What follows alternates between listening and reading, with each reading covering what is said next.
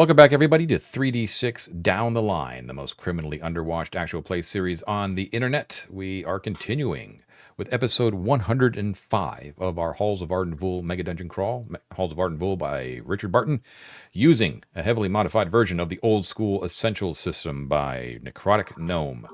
My name is John. I'll be your referee for the evening, and tonight we have...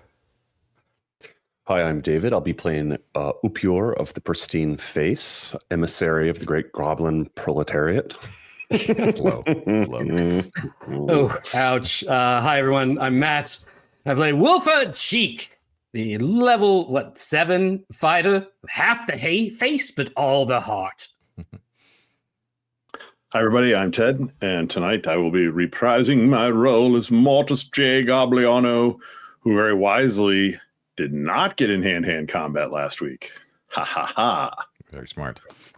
We would normally have Mike, who'd be playing for the Lothar. He is dead to us maybe the entire night, but we're hoping that he's going to pop back in, which is why you're seeing an empty screen there in his place, because we're hoping he'll just magically appear. So we'll see what happens. Okay, that being said, let's start us off. First thing I want to do, actually, before we even dive back into the game, is I want to give I rarely give shout outs to like really cool contributions and links that I find, but this one was warranted.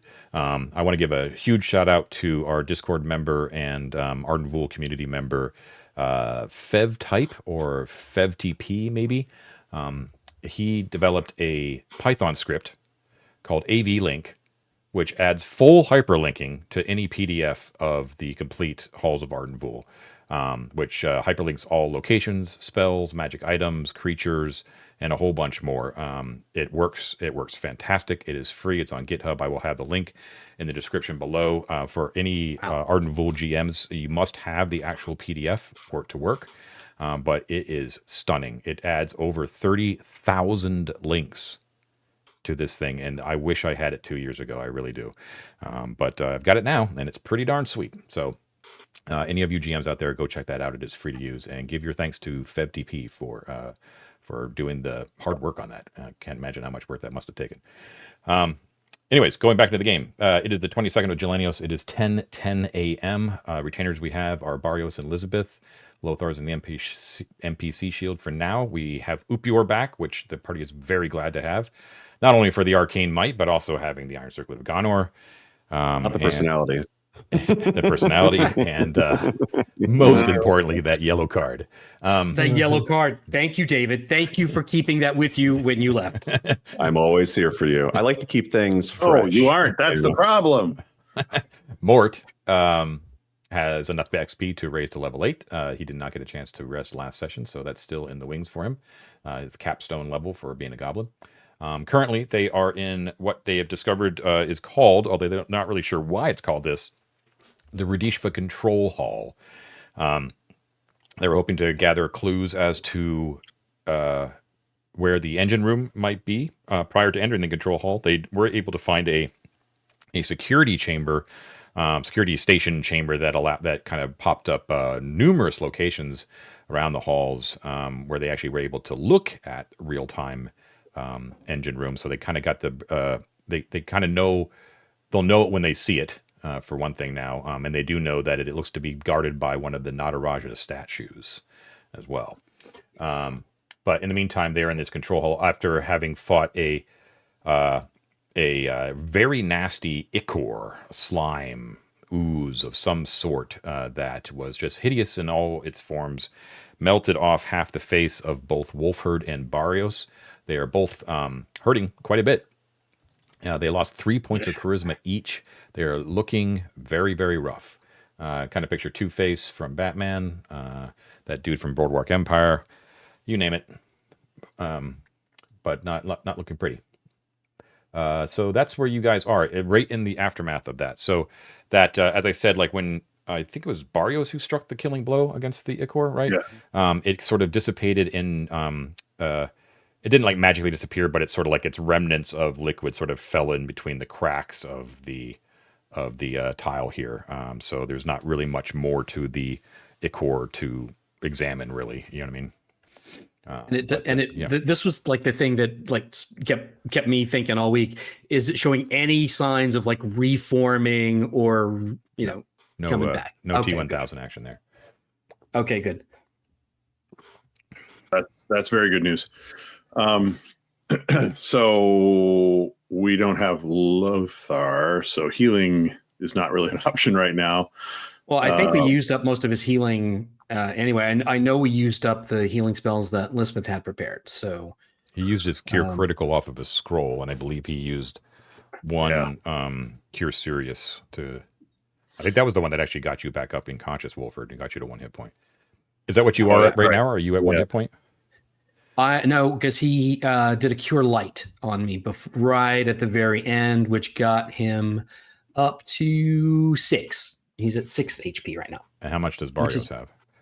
4. Okay, so just be aware. 2 frontliners are not too very frontline right now. Not very frontline at all. Okay. So you came in through the 2 doors on the western side. You came in through the northern one of those doors. Back out that direction is the teleportation portal. There. Let's see. That was. One took you back to the detention center. Yep. And the other one across the way read Floating Gardens. Yes. Very curious about that. And then you've got a door.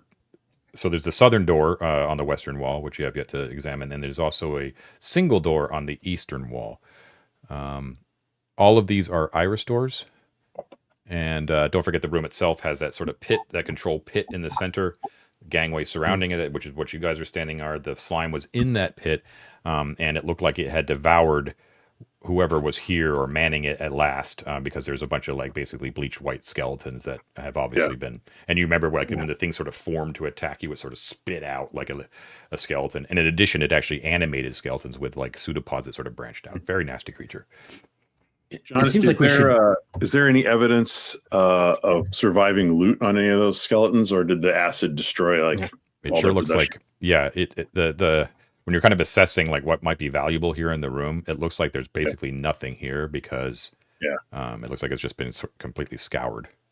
And then looking over the edge, that recessed section is just a pit, right? It doesn't undercut under the walkway that we're on.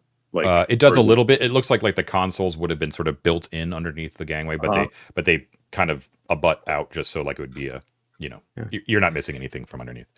Right. Okay. I mean, we should. I do think we should go down the stairs, just take a quick spin around there, see if there. I know a lot of these things were smashed, but if there's anything surviving, maybe some data crystals, some kind of clue. There might be an engine room clue. We don't know. I don't know, Matt. It's pretty dangerous. Are you sure you can face it? Oh. Ow, not anymore. I did have 6 HP. Now with the psychic damage, I'm down to about 2. Look, it's important for us all to face off with our demons. You know? That's right. We got to face This is so brutal. All right, 3d6 is canceled. Sorry, everyone. Turn the other cheek. Turn the other cheek. Oh, bring them on. Bring them on. Let's get them all out. Let's get them all I thought out. you were done with all that ribbing with Avaricios, but yeah, going down there is not a bad idea. I just like maiming Matt. Yeah, it's fun. Okay, so yeah, it'll take a turn I can take it. to go down there and give it a thorough search. Is that what you want to do? Yeah, I'd like to. Okay, so you head down there. You can all you're finding is nothing of value really. You're just seeing like there's a couple of broken spears, bits of metal, glass, leather, plasteel sort of scattered everywhere.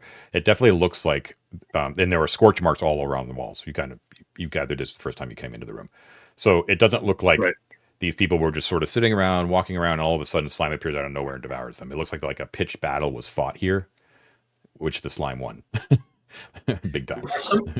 Are some of the skeletons the other races, like the betrayer races? I forget the name of them right now. No, the Kalyani, but no, this is there does appear to be 2 kinds of skeletons here. Rudishva dominant. There does appear to be a few Haketi as well, and in fact, some of the spears are actually made out of stone. Okay. Have we seen stone spears from them before? I don't recall that. I don't either. Yeah, maybe if I haven't mentioned it, but I can tell you it's like an indicator. That's usually what they carry. Okay. Yeah. Okay. All right. Well, and none of the consoles appear to work. No. Right. Okay. Yeah, they had like the east and west walls up here on the gangway actually had like huge view screens, and those were, remember I told you it was cracked, like someone lost their favorite team lost the Super Bowl. Yeah. And the acid damages or just kind of disfigures plasteel. Well, both. It disfigures, yeah. It Like, melts it if and there were morphs it. a security card in somebody's pocket, it would be melted and ruined. Yeah, there's like I'm telling you, there's nothing of value in the room. Yeah. Okay. All right. Let's go. You guys want to check that west door first, or the east door first, or the southwest door? Let's go clockwise. Yeah. Yeah. Clockwise. So east first. Right. East first. And Okay, then cool. do you and Barrios want to sort of hang back, and then Mort and Upior and Lisbeth are in the front then? I don't call it hanging back. I call it being brave from right behind you guys. That's exactly what I meant. I spelled it wrong. I'm sorry. Well, I will be bravely with my 11 HP betwixt whoever's in front and right in front of Wolfert. Yeah. All right. Mort will go up. Sorry, Mort. Guard out. I think I'm going to give the crossbow. I've only got one bolt left, but I'm going to give that to Barrios, so he doesn't have to get up front if he doesn't have to. He's got at least one shot. I'll have my we don't know what the Twisted Ebony staff does yet, so I'll have the Wand of Lightning at the ready. Okay. Oh so yeah, I forgot about that weird staff you got. Yeah. So Mort. Remember it says Mort. What did it say? Mortus Eternum or something like that. Eternal death. Yeah. Endless death. Like, Not Mortus. I don't know. And a little picture of Hello Kitty on it. Mors. I think it said Actually, Mors Eternum is what it was. Yeah. Can I ask one? Sorry.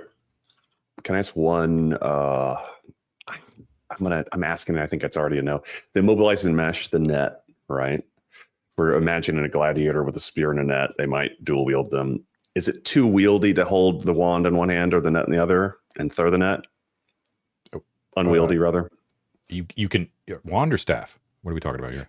Sorry, I have the lightning wand in one hand. Yeah. I have the immobilizing mesh, that golden net. Yeah, you can hold those two and wield them both, because a I could wand's like a use little both of Harry them. Potter wand. It's like a little. Yeah, I'm just making sure I'm not like cheesing too much. Okay, cool. Yeah. Now I'll a have staff that is a ability different thing. A staff you could wield its powers with one hand, but you could not like thump with it with one hand. You know what I mean?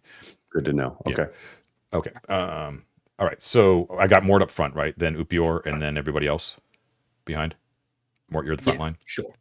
Yeah, correct. Okay. Door is locked. It's an iris door. All right. I want to. I'm going to give a listen at that door just in case. Takes a turn. I rolled a 4. Don't mind me. So did I hear anything? I'm going to go ahead and open it with the silver key card. Before you do that, I'm sorry to interrupt. Yeah. One point of order, because it's fresh on my mind, and John mentioned it at the end of last session. Mm-hmm. Do we need to resolve death and dying stuff? Because No. Magic. No. You got healed with magic. Magic healing, so we're He's good. healed Okay. with magic, so you should be good. Yeah. Cool. Okay. Right, go for it, Ted. So boop beep with your the silver. Yeah. Okay, so that does indeed boop beep. Shink, and it opens up. There is a scene of devastation in this large chamber that you enter into. Piles of scorched plasteel furniture, consoles, chairs, screens. There's just piles of them, and they basically line the walls up to about a height of about 4 feet, leaving the center of the chamber empty, except for a single skeleton clutching an object. Mixed amongst the debris, you can see that there are numerous Heketi skeletons. Remember, they're all kind of piled around the edges of the room. The skeleton in the middle that's clutching an amulet that you can't. I'm sorry, clutching an object that you can't really see. Appears to be very tall. You can probably recognize it at this point to be Rudishva. Whenever you look at it, the dimensions.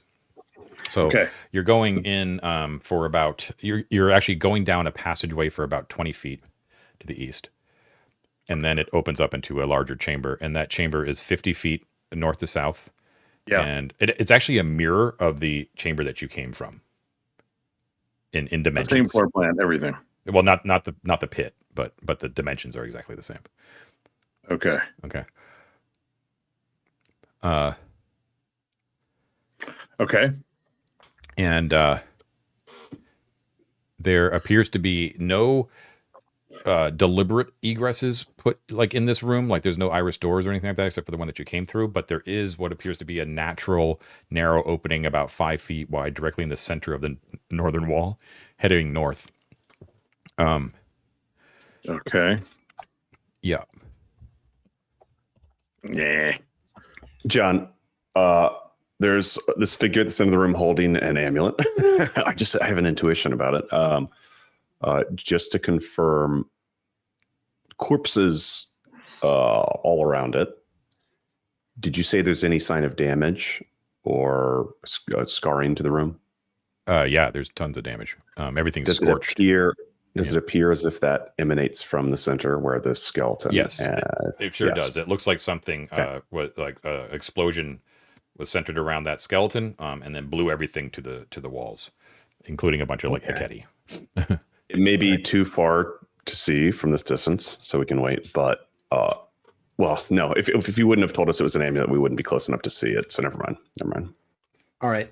One suggestion, just in case we can't tell yet if this is one of those skeletons like we dealt with before, but you might want to plug your ears. Wolford's gonna take out his little bit of chunks of beeswax that he had left over and plug his ears, as will Elizabeth.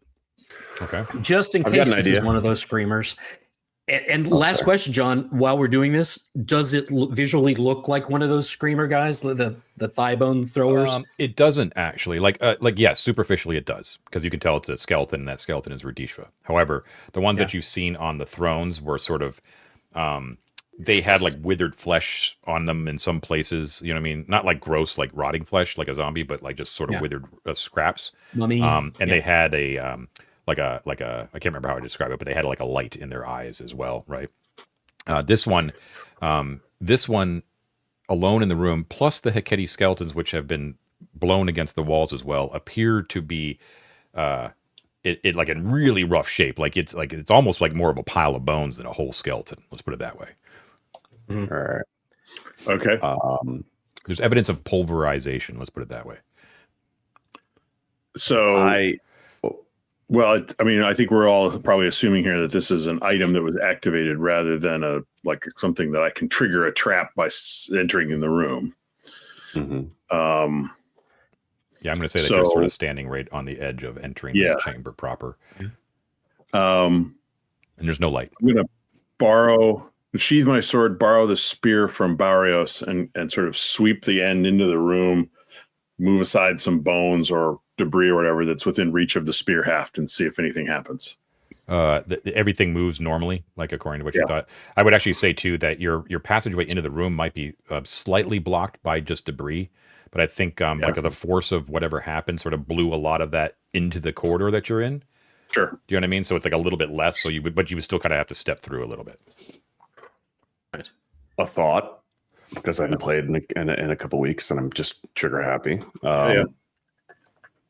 I could cast a spell on the quasi-skeleton pile of bones, and it would clarify pretty quickly whether it was animate or not. What else are you going to do with it? Worth a try. The wording of the spell I'm going to read just because the specifics will, prior to the effect of the spell, kind of answer some questions, if that makes sense. Sorry, John, what were you going to ask? Well, I was going to say, it may not matter, David, because are you trying to determine if the skeleton is enchanted in some way? Because your iron circlet would do that. It's true. Right. Is an undead enchanted? Well, actually, that's true. I think we ruled that was not the case. Right. It's not mad. I don't know. Okay. Wait, go ahead. I'll throw it out there and then we can say never mind. I'll say very quickly. I have a spell called Marionette. All right. Yeah. I take the control of a single creature moving around as I wish, like a puppet. Specifically, however, the spell can target either a corporeal undead monster or up to 4 HD of human, demi-human, human-like, etc. So if I were to cast this on it, right, and it is a corporeal undead, one, we'd learn it was undead, and two, I would have, assuming it failed its saving throw, control of it. If nothing happened, we'd know it was just a pile of bones. Does that make sense, guys? Does it animate any hit dice worth of corporeal undead? The spell can target, the exact wording that I have is the spell can target either a corporeal undead monster. Of up to 4 HD, or a human, demi-human, human-like monster. Okay, so up to 4 HD. You're betting that if it is undead, that it has 4 or less HD. All right. There's another thing we can do that's cheaper. Sure. Benjamin survived the slime attack much better than Barrios and I did. The duck. The duck. How about we pass that off to you? Barrios and I can stand guard outside the other iris door just in case. Can you toss him use in. Marionette to take over the duck and send it around the room where you want, instead of having a random duck?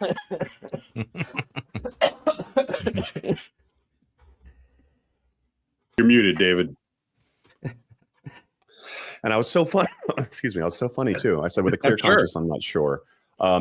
It says control of a single creature, corporeal undead, blah blah blah, or human, demi-human, or human-like monster. So I don't. Oh, so not a duck. As not a duck. Yeah.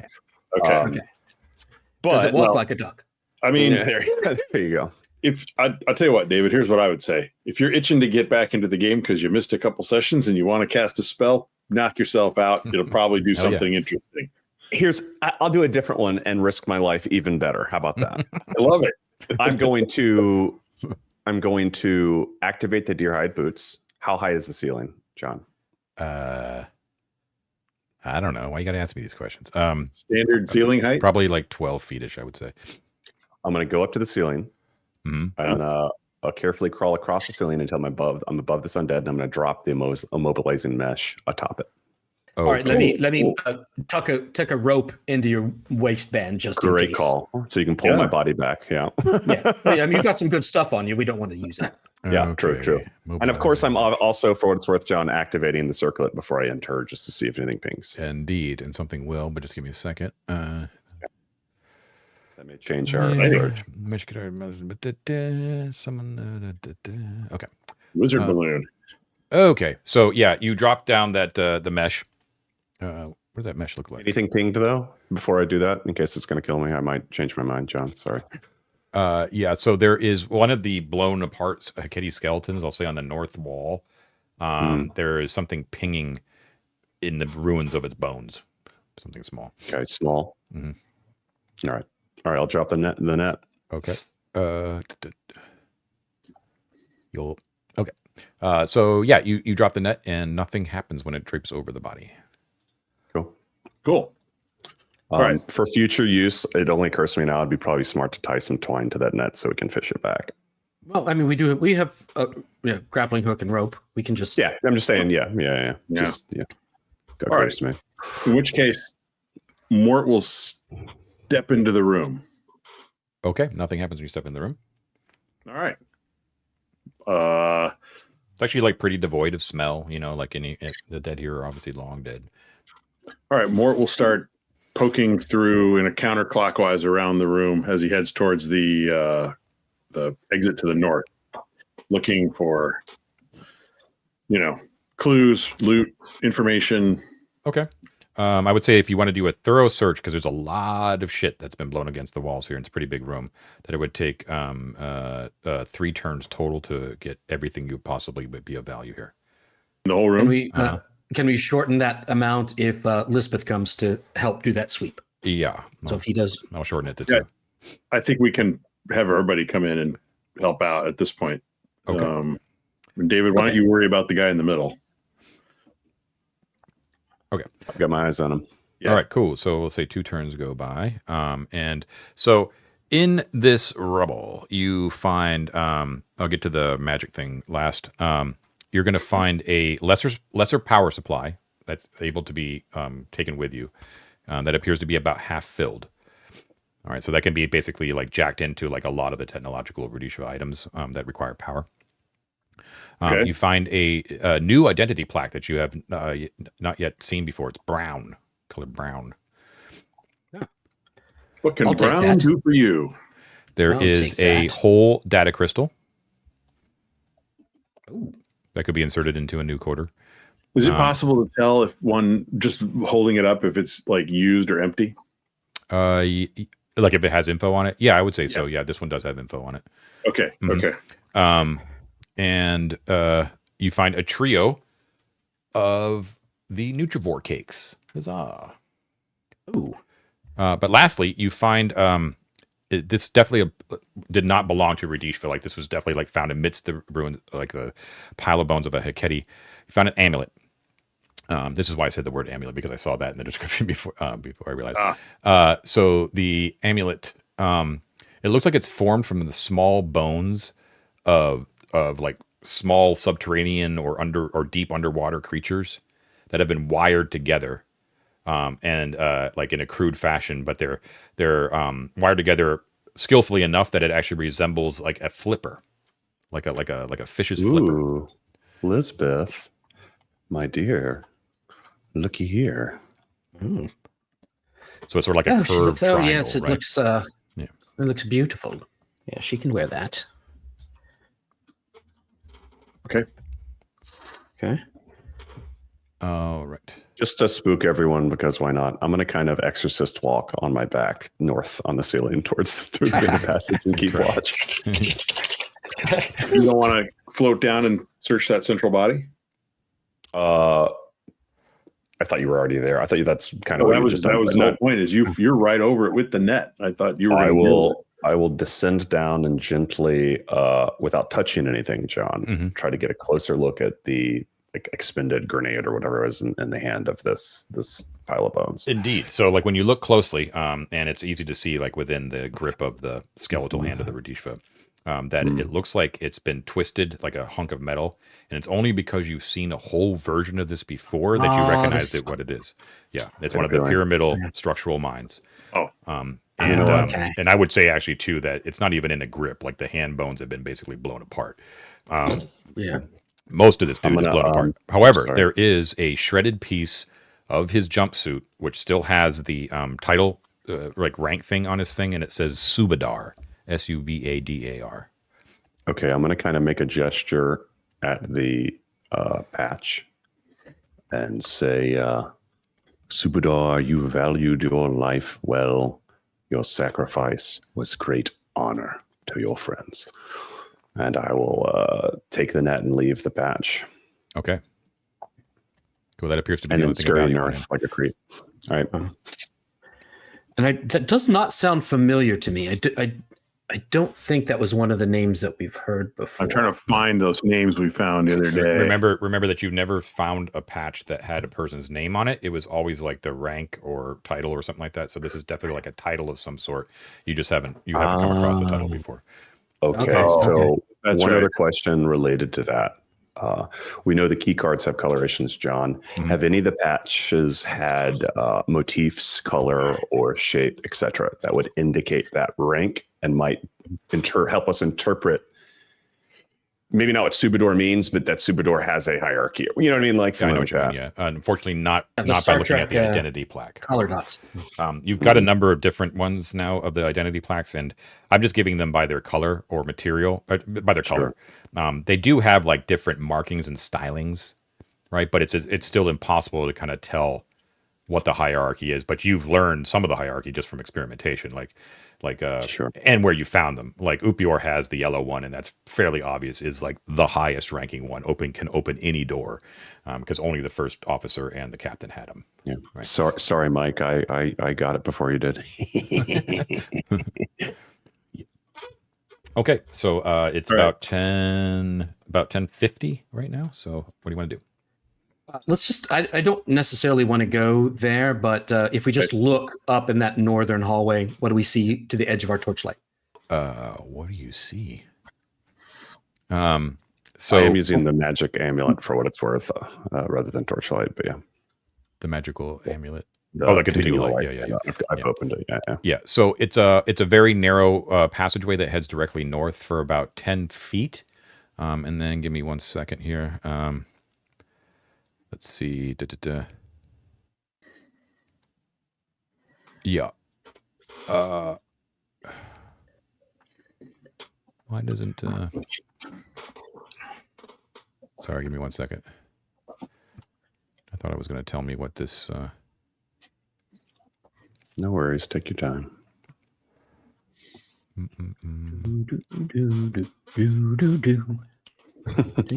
Yeah, let's really antagonize John.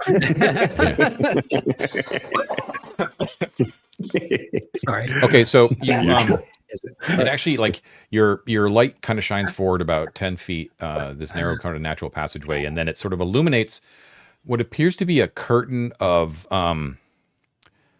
some sort of like mat of moss, like some sort of like hanging wet, sort of mucusy sort of moss, that's like right at the edge of it on the north side there.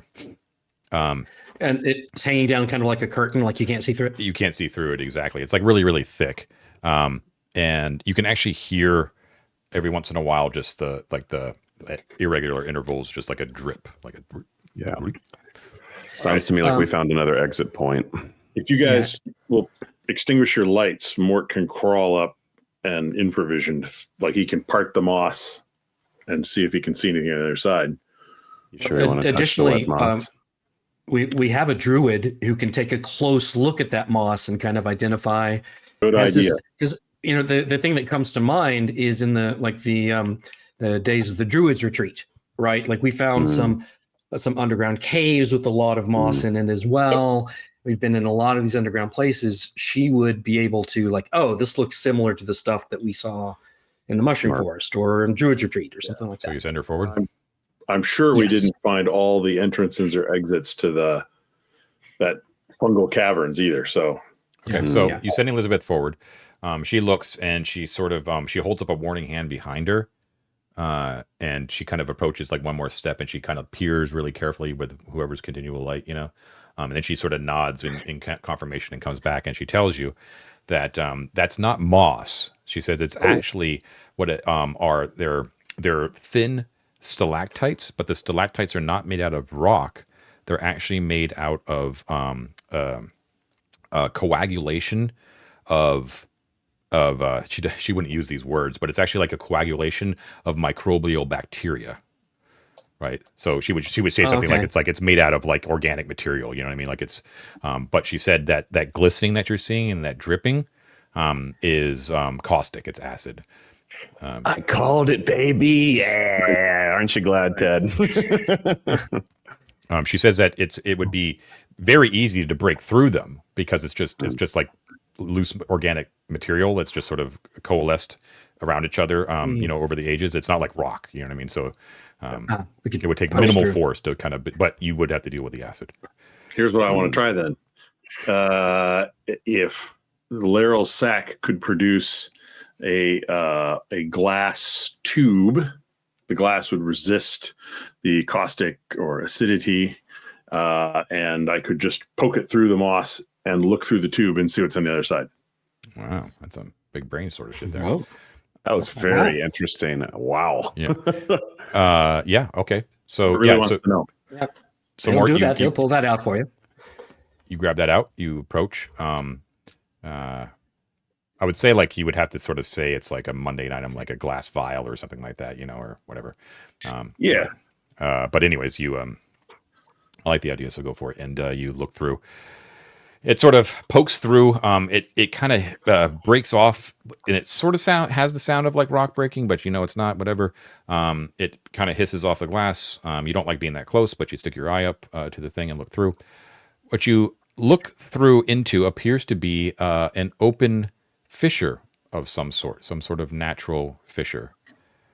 But you yank your eye back away from the vial immediately as something moves past the opening of the tube, right? Like it sort of like floats past, and it moves fairly fast, but you could definitely make out what appeared to be a translucent skin with some draping tentacles.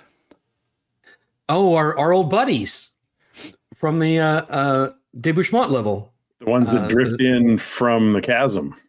Yep, and zap you. Drop on your head and zap you. No, thank you. So The chasm's on the other side, guys. Most likely. As I recall, I don't want to say it out loud. Sorry, go ahead, Matt. I mean, those things were attracted to light and sound.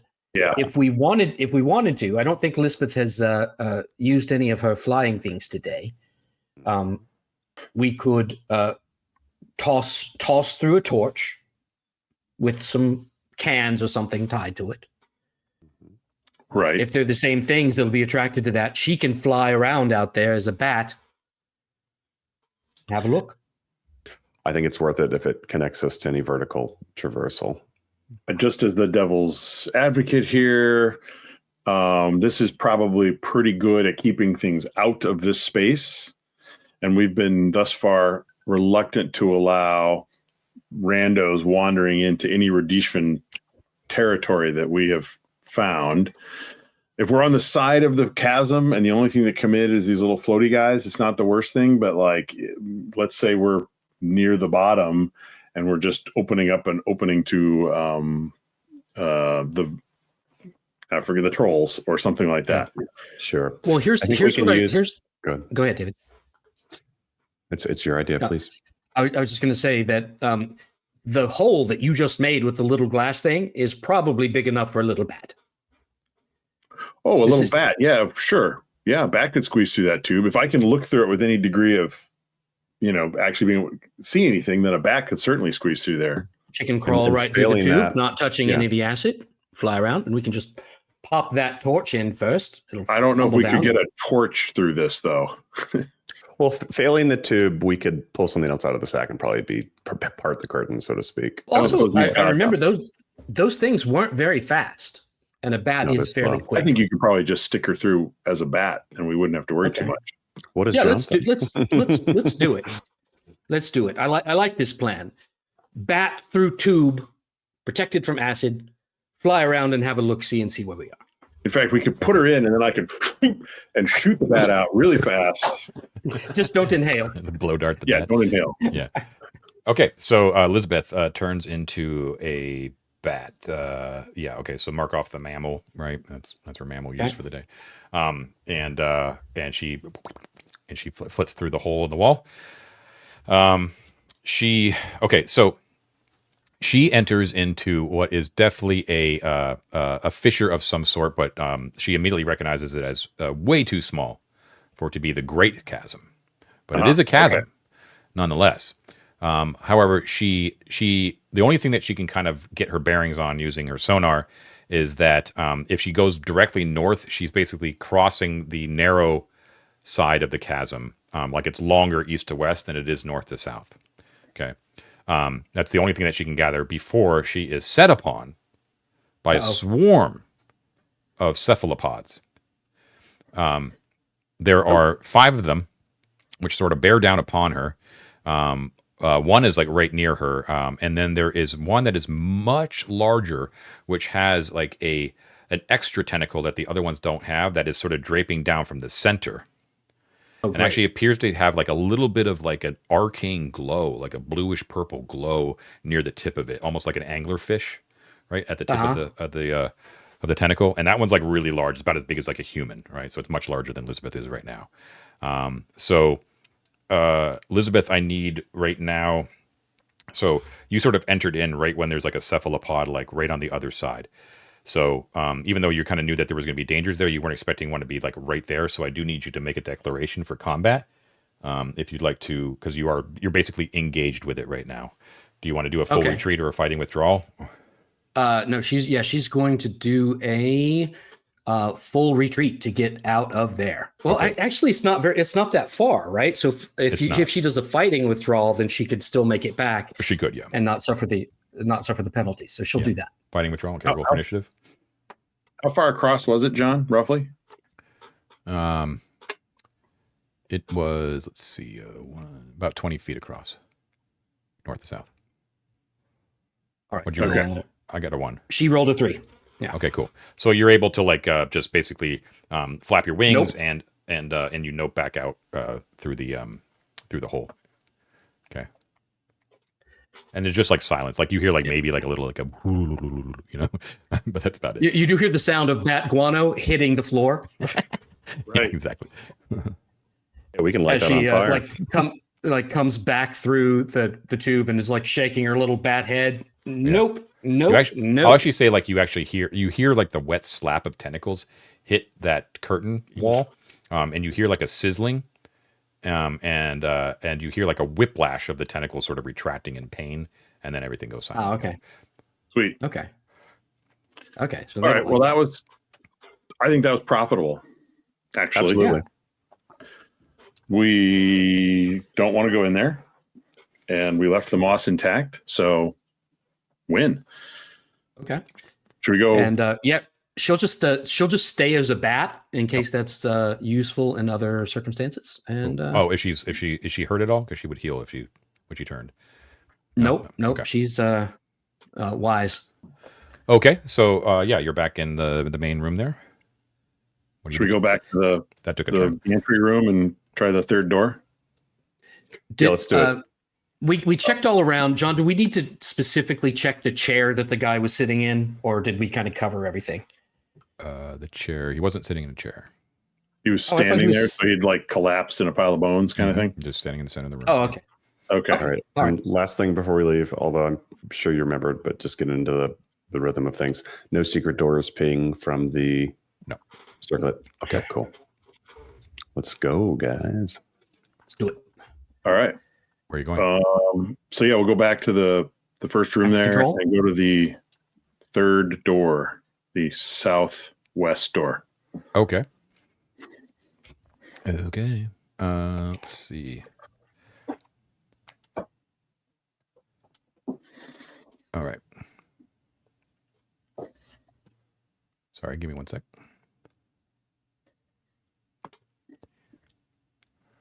Okay, so Mort, you're using your plaque. Oh wait! Before Mort does it, let me try the brown one and see if the brown one Yeah, sure. opens, just to get some idea of its usefulness. The brown one. Okay. Let's see. Oh, and do we have a page reference number for stuff that we picked up in this room? I was about to ask the same question. Yeah. That's going to be page 499. Thank you. Okay. All right. So you use the brown thing. Boop boop. Nothing happens to the Irish. Aw, it's just to the toilet.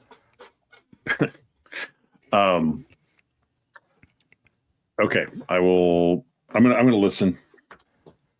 Okay. Being a turn. Nope, that's a big 6. Okay. But today is reverse day. I hear everything. I can hear the very sound of the universe. I'll go ahead and open it. Okay, silver plaque, boop beep. It opens up, shink, and it presents right in front of you a staircase 10 feet wide that goes up, Ooh, where do these stairs go? up to the darkness. They go up. Okay. All right. Yeah. Now, guys, do we want to go peek up there, or do we want to try to stay more on task? I'm always curious. What kind of stairs are they is a good question, I think.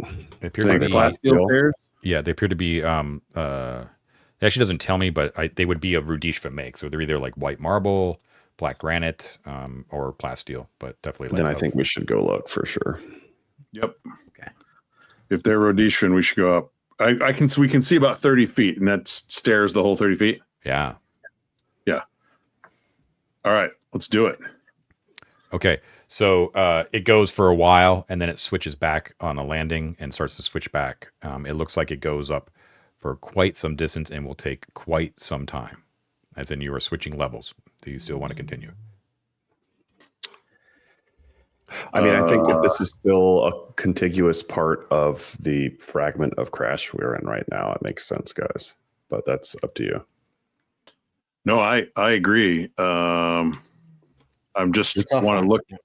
I'm just looking back. So if we were to go back to the detention level. Oh, speaking of, while you're thinking there, we know now that the other wreckage with the pods was not the detention level. Maybe medical bay Right. would be. It would was be called the for that. cryo. Yeah, Cryo I think chamber it or might- something. Might be Cryo the chamber. medical bay of some sort. Yeah. Yeah.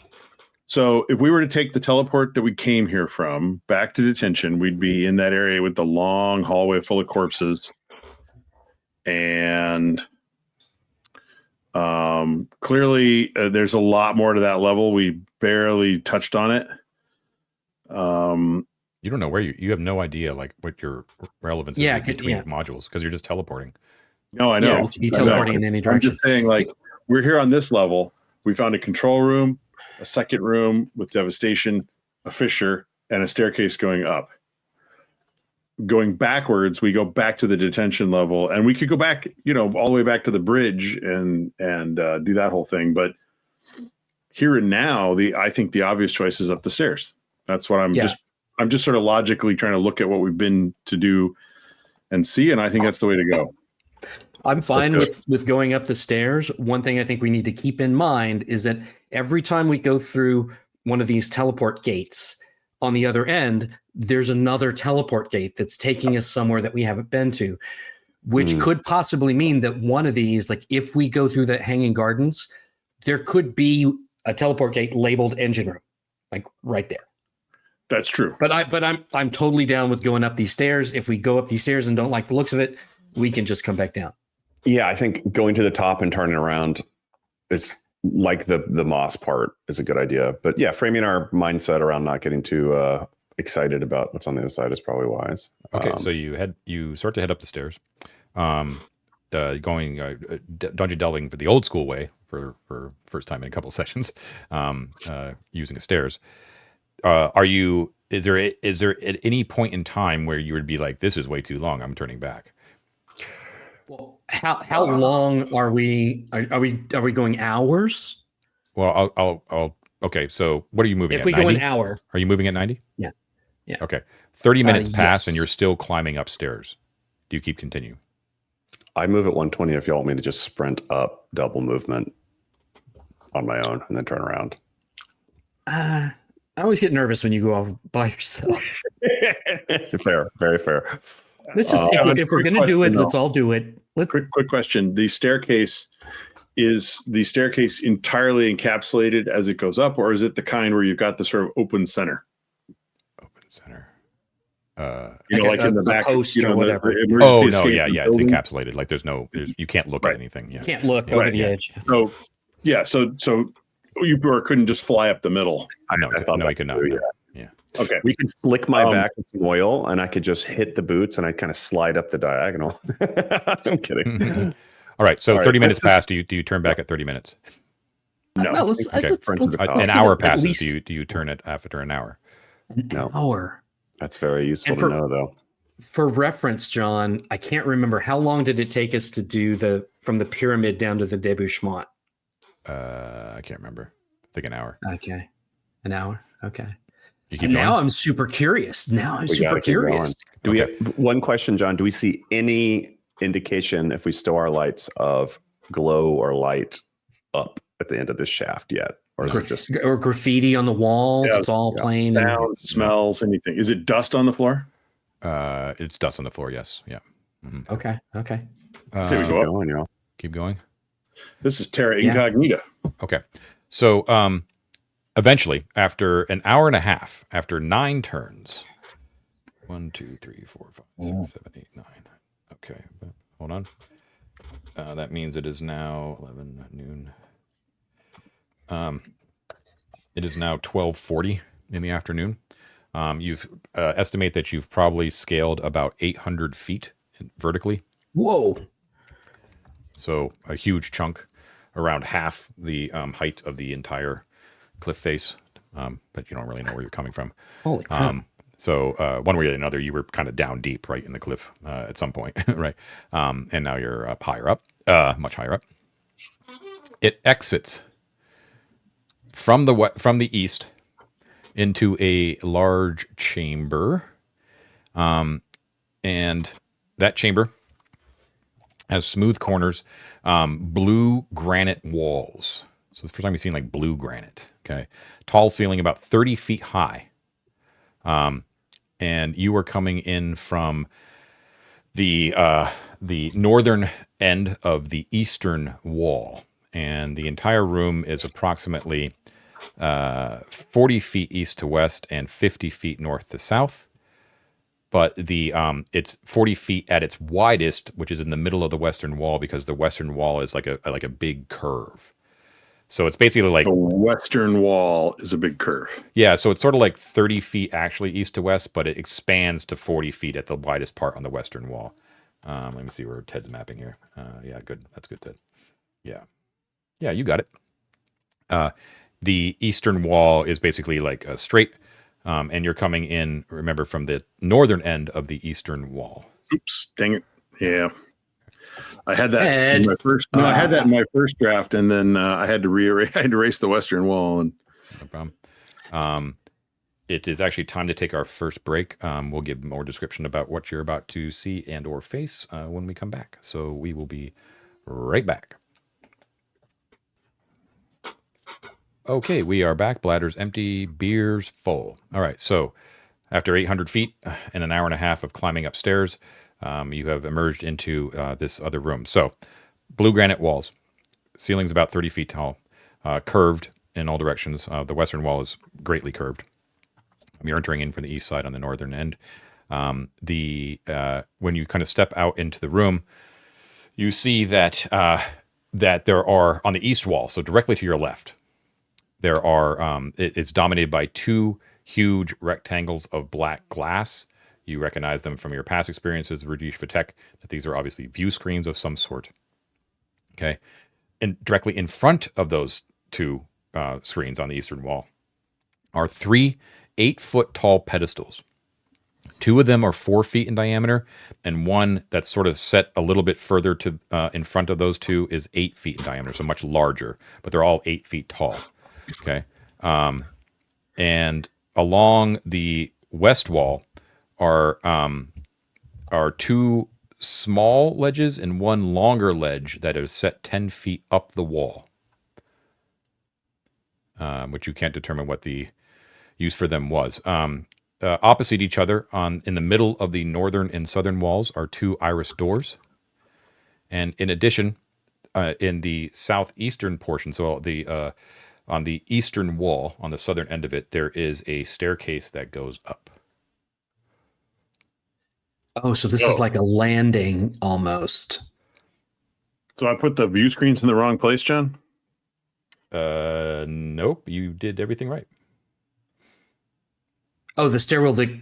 Wait, where's the stairwell that goes up? Where's the staircase? Is it just So, Right here? First of all, the staircase you came up is literally on the top of the eastern wall, like the northern side of the eastern wall. Oh, okay. I see what I did. Yeah. Okay. That's a lot of erasing I have to do now. It's not a big deal. But So wait, is the stairwell that he has, is that one going up? the stairway that you came up goes down because you came up it. Yeah. And then there's another one on the opposite end of that wall that goes up. That goes down. I'm sorry, down. I'm sorry, goes up. I'm sorry, up. The one at the south goes to Up. Yeah, there you go. Yep, there you go. Rudishva. Fucking Rudishvan. So the man. view screen, sorry, the view screens are more like that. Yeah, and then directly in front of them. So yeah, you kind of have to move those pedestals, just like shift them up Yep. just a little bit. They're sort of like in the middle of the room. And do these pedestals seem to be of Rudishvan make? Like we've seen pedestals like on the bridge and stuff. Do these look like those kind of things? No, they I mean they look to be Rudishva, but they're made out of stone, like they're made out of this blue granite. Okay. Huh. All right. And then Interesting. You know that from your experiences here already, because I know we talked about it, is that it seems like whenever there's Rudishva architecture that is made out of stone in some form, it appears to be like post. They built it after, yeah. After the crash, exactly. Any plasteel was probably part of the ship prior to the crash. So, guys, I think it's fair to say engine room won't be up. It may just be surface exit. Do we want to go ahead and turn around and assume as much, or do we want to walk another hour and a half up?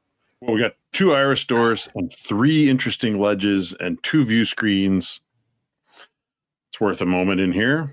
No, I think we should look at the room. But if we know the stairs aren't plasteel, in other words, they're late era, we can safely assume that it's not. I don't know. Here's the thing that always kills me because I'm trying to stay on target with this. Yeah, but it's such a hopscotch of things. Yes, exactly. Like I'm trying to get a logic of this where, if you're starting to get this kind of stuff, you're moving away. But in the past, we've hit that and then come back into plasteel zone. So it's really hard to logic it. At least I think it's worth looking at those north and south doors and see if there's a. But go ahead. No. Sorry, I think that's a good idea. Also, again, because we have it, let me see how many charges I have left. I think I have used 2 of the charges of everything on the circlet. Where did I? Yeah. I've used 2 of each. Clairaudience and all that kind of thing. One of the rules of which is like if it's an obvious location, even if I'm not familiar with it, I can look through a door, right? Right. Would an obvious location be the top of a stairwell? AKA, could I use the limits of clairvoyance to look up the stairs and see what's beyond? You haven't even gone there to kind of look at the stairs normally. Do you Yeah, we're still on the staircase. Totally. So I'm just sorry. Yeah, we're getting ahead of ourselves. So why don't we look at the room first and just keep that in our back pocket? Yeah. Do we, I'd do like we to hear look at the pedestals, for example, and see if they interact with something. One thing at a time. I- Date Upior. When you go into the room and you look up the stairs on the southern end, you can see that they go up for 25 feet before it ends in an iris door. Oh, It's like okay. right there at the end. Yeah. Can I go ahead and use the clairvoyance to look on the other side of that iris door? Sure. I'm gonna. Well, also, I'm gonna pop that. do your clairvoyances and clairaudiences, do they reset at dawn? Because while you were away, we had a couple of full rests. I suppose they would have, John. Is my absence counted or not? I think there's fair either way. It's up to you. Is this iron circlet? Mm-hmm. Yeah. It's per day. It's 3 per day. 3 Yeah, so I got clairvoyance, 3 3. clairaudience. Yeah. So I'm charged back up. So Okay, so you use it for into the next room?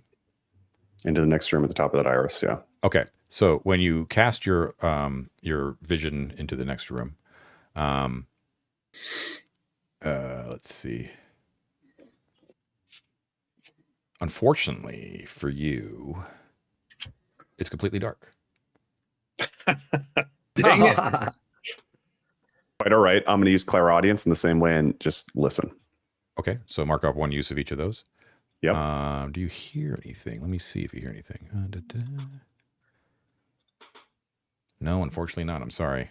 Seems like Bunch of cephalopods. Not even cursing. like an ambient drip or like a wind or anything that would give a sense of the scale of the room, or is it like vacuum tight?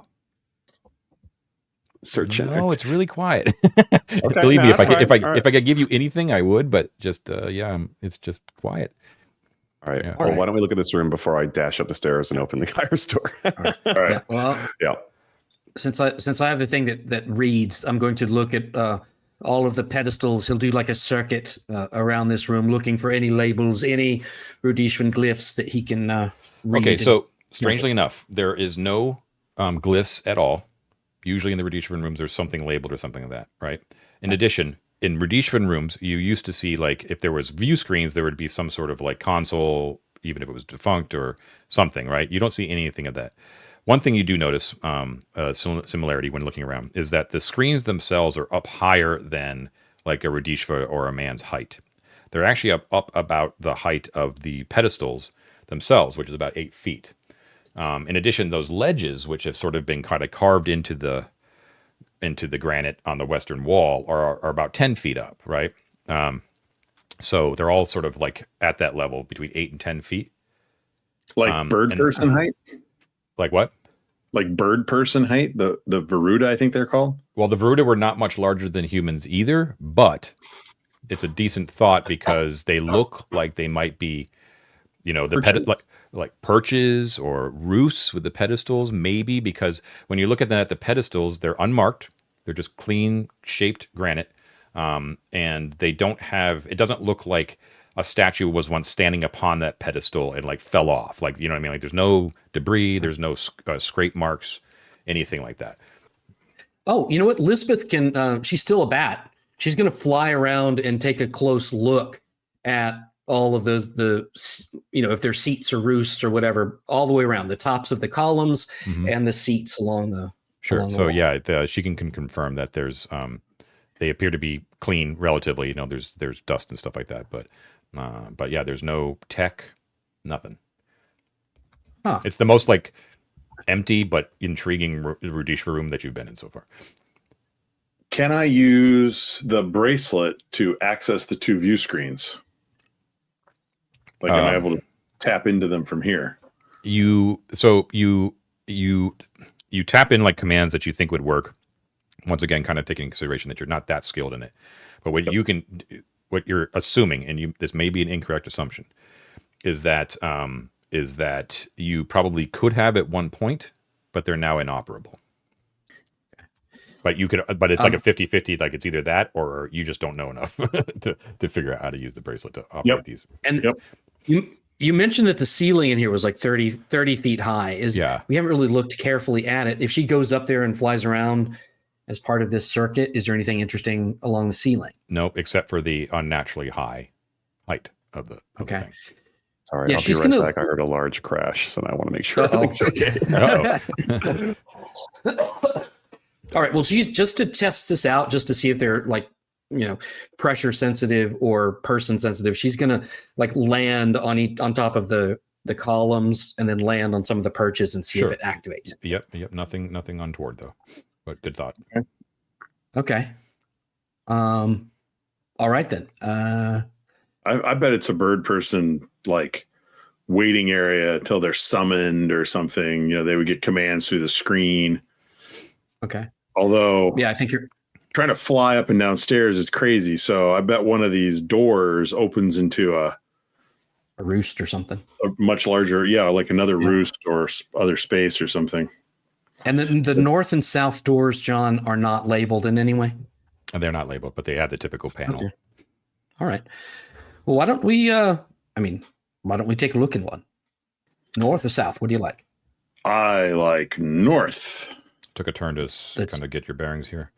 Let's do it. I'm going to, again, I want to, I'll try listening. I haven't tried listening yet. Okay. Go for it. Give a listen there. Use your good I rolled side of a your 1. face. Oh, really? Yeah, I use the ear that's still there. Yeah. Give me 1 second. Ow.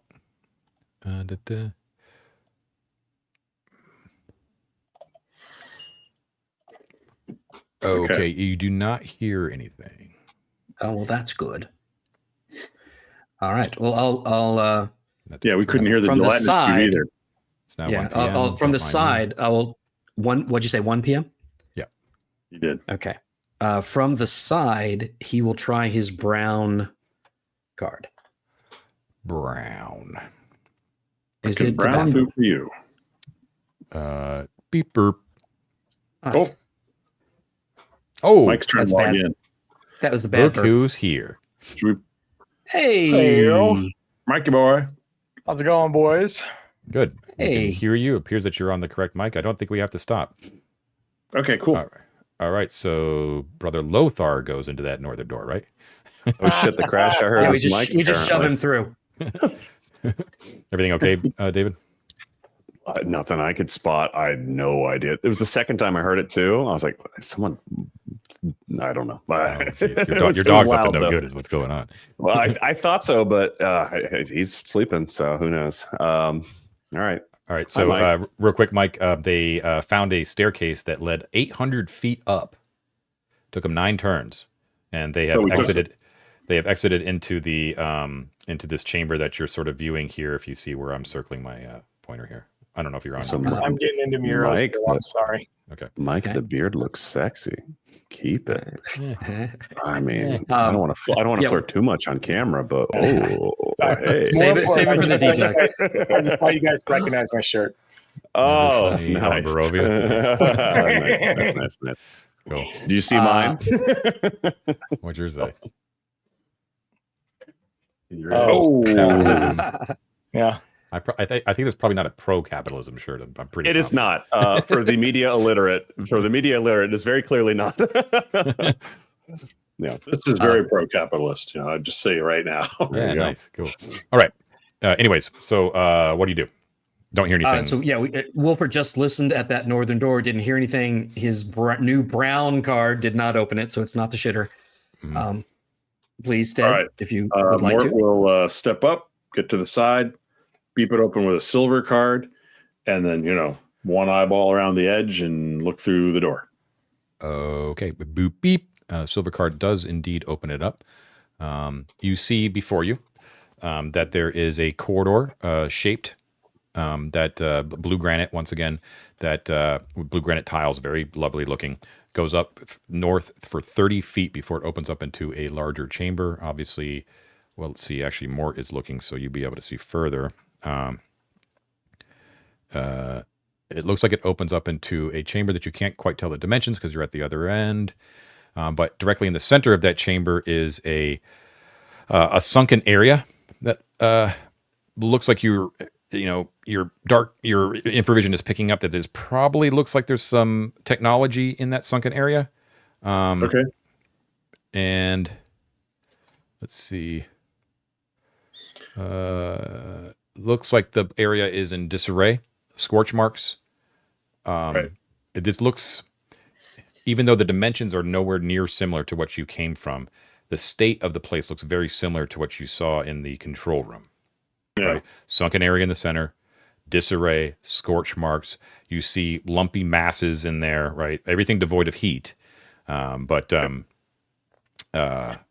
like charred remains and stuff like that up ahead. Now, if as we're speculating, this room has something to do with one of the servitor or subjugated races, Mhm. is there any evidence in this corridor of the kind of corridor defenses we've seen elsewhere? The fire traps or anything like that might, Not that bird you can see. people I know what you're looking for, but you don't see anything like that. Okay. All right, Mort will sneak up 30 feet. Okay. You move up 30 feet, very quiet, like everything's dark, and you're right at the edge there, so you can kind of make out the dimensions. Okay, so the room is technically octagonal. It is 40 feet north to south. You're coming in directly in the southern facet of it. Yep. Okay, and it is 30 feet east to west. The east and western walls are both 20 feet north to south, and the northern and southern walls are only 10 feet. So it's sort of like an oblong octagon. Does that make sense? In fact, I know it does because you're hitting it exactly, Ted. Well done. Bing bong. You to me. Okay. There is an egress directly out of the northern side, which appears to be natural, unlike what you're entering through, which is worked. Okay. The center pit is 20 feet north to south, directly in the center of the room, 10 feet wide. Okay.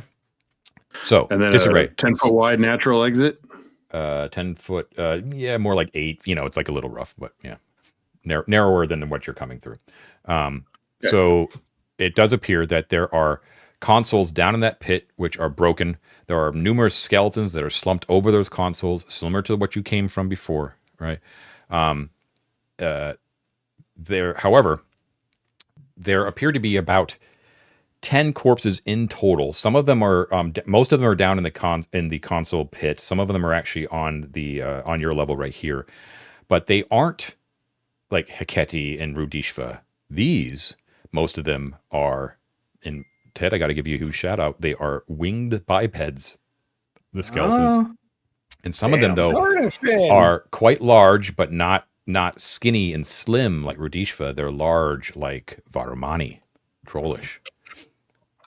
And then there are some even more that are obviously salamander in shape, the dreaded Hecate.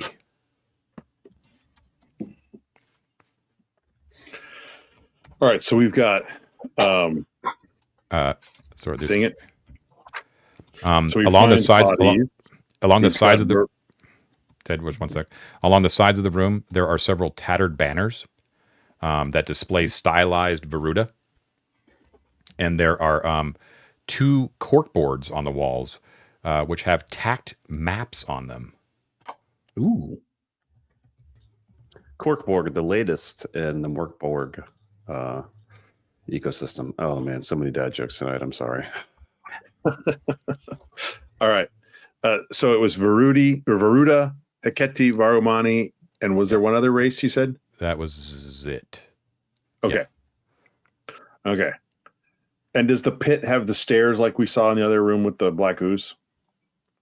No, it does not. Not that you could see. I mean, you're not looking in the pit. You're just looking into the room.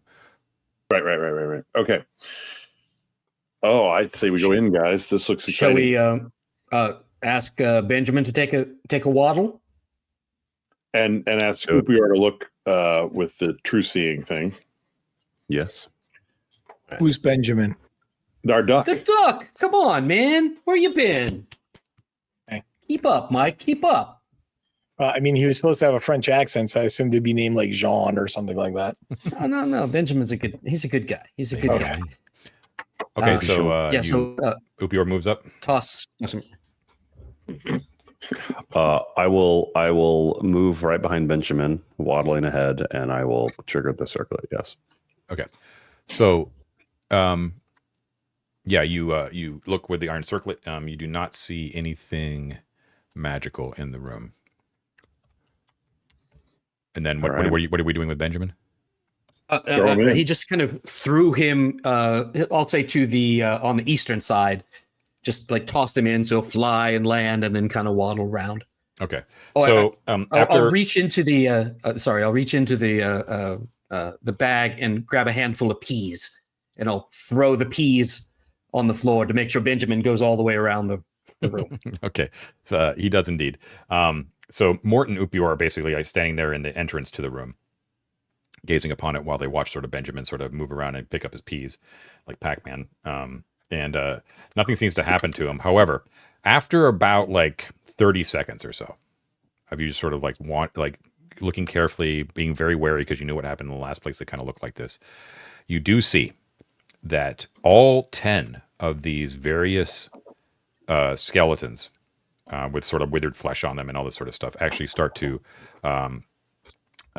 rise up and start to animate. Right, Mike, you're just in time. Different than other zombies and skeletons that you fought before, these appear to have a sickly greenish yellow glow in their eye sockets. Oh, more dangerous.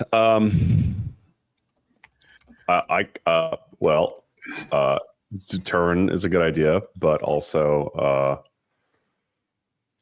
let's burn some items, right, guys? So you do see that there's no indication of slime for one thing. Okay, they appear to have more flesh on them than the skeleton, like the ones that the slime thing animated before. Okay, and the last thing that you notice, I'm sorry to interrupt you, David. I realize I did that. Fine, I'm mealy mouthed anyway.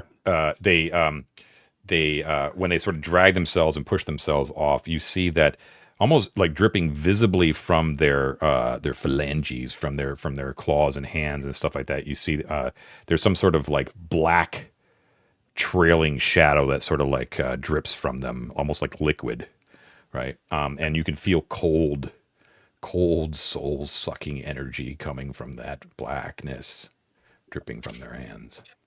And there's 10 of them. Guys. Yes, Mike? I got to go back to work. I'll see you later. Then.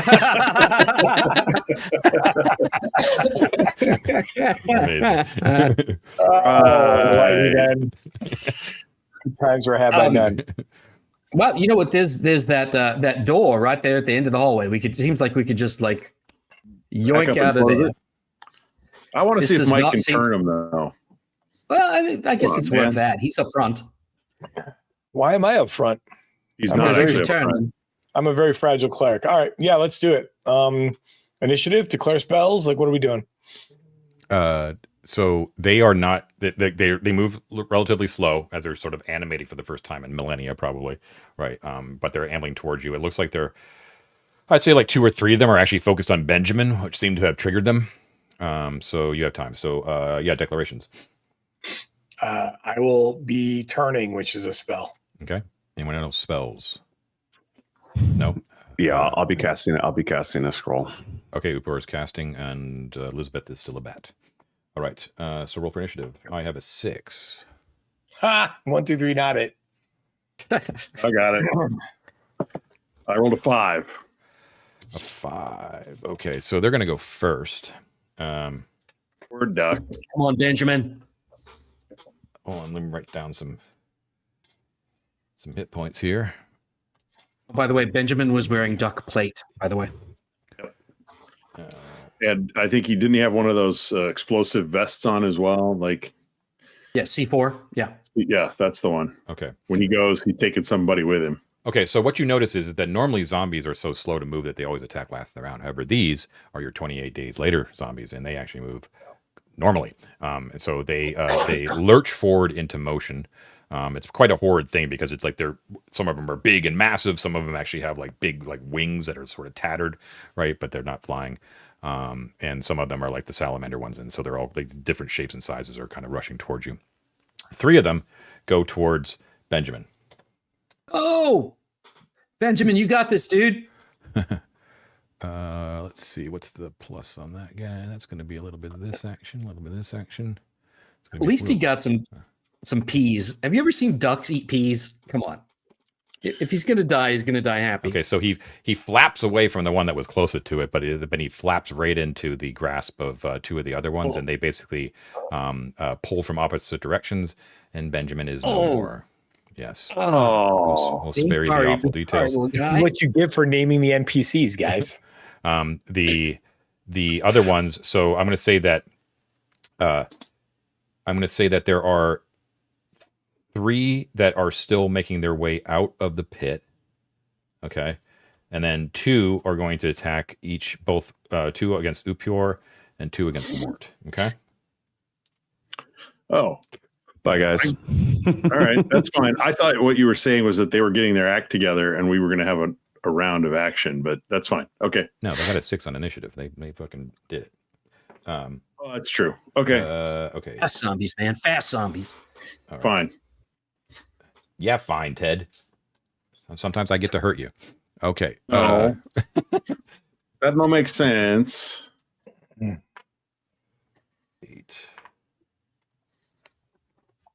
All right, Upior. You're in the midst of like you're pulling out the scroll and that kind of stuff, and they lunge right towards you, and they hit you easily. What's your AC, just in case? I'm pretty sure they hit that. They hit. It's 10. Okay, all right, you didn't have anything special. All right, and you're gonna do 13 points of rending damage to you.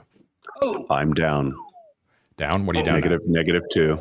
Okay, may the countdown begin. -10, you are dead, losing 1 hit point per round. The other 2 against Mort, you're surprised by how fast they are.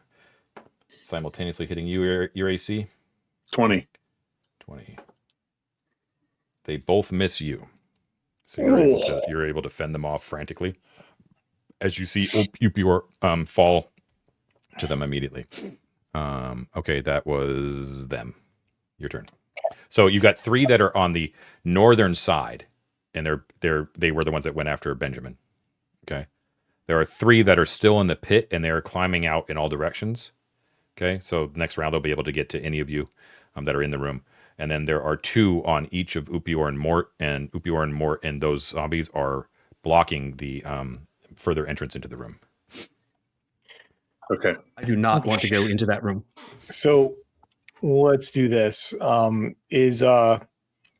Does Elizabeth have any more healing spells, Matt? She does not, and she's also a bat. Okay. All right. David, I will turn you next turn. Can I know I'm doing my heal him next turn, maybe? Huh? Turning would probably work. So I can't drag Upior back and then still turn, correct? No. But we can grab him. Okay. It's all right. All right. Well, I'm trying to save everybody's bacon here, baby.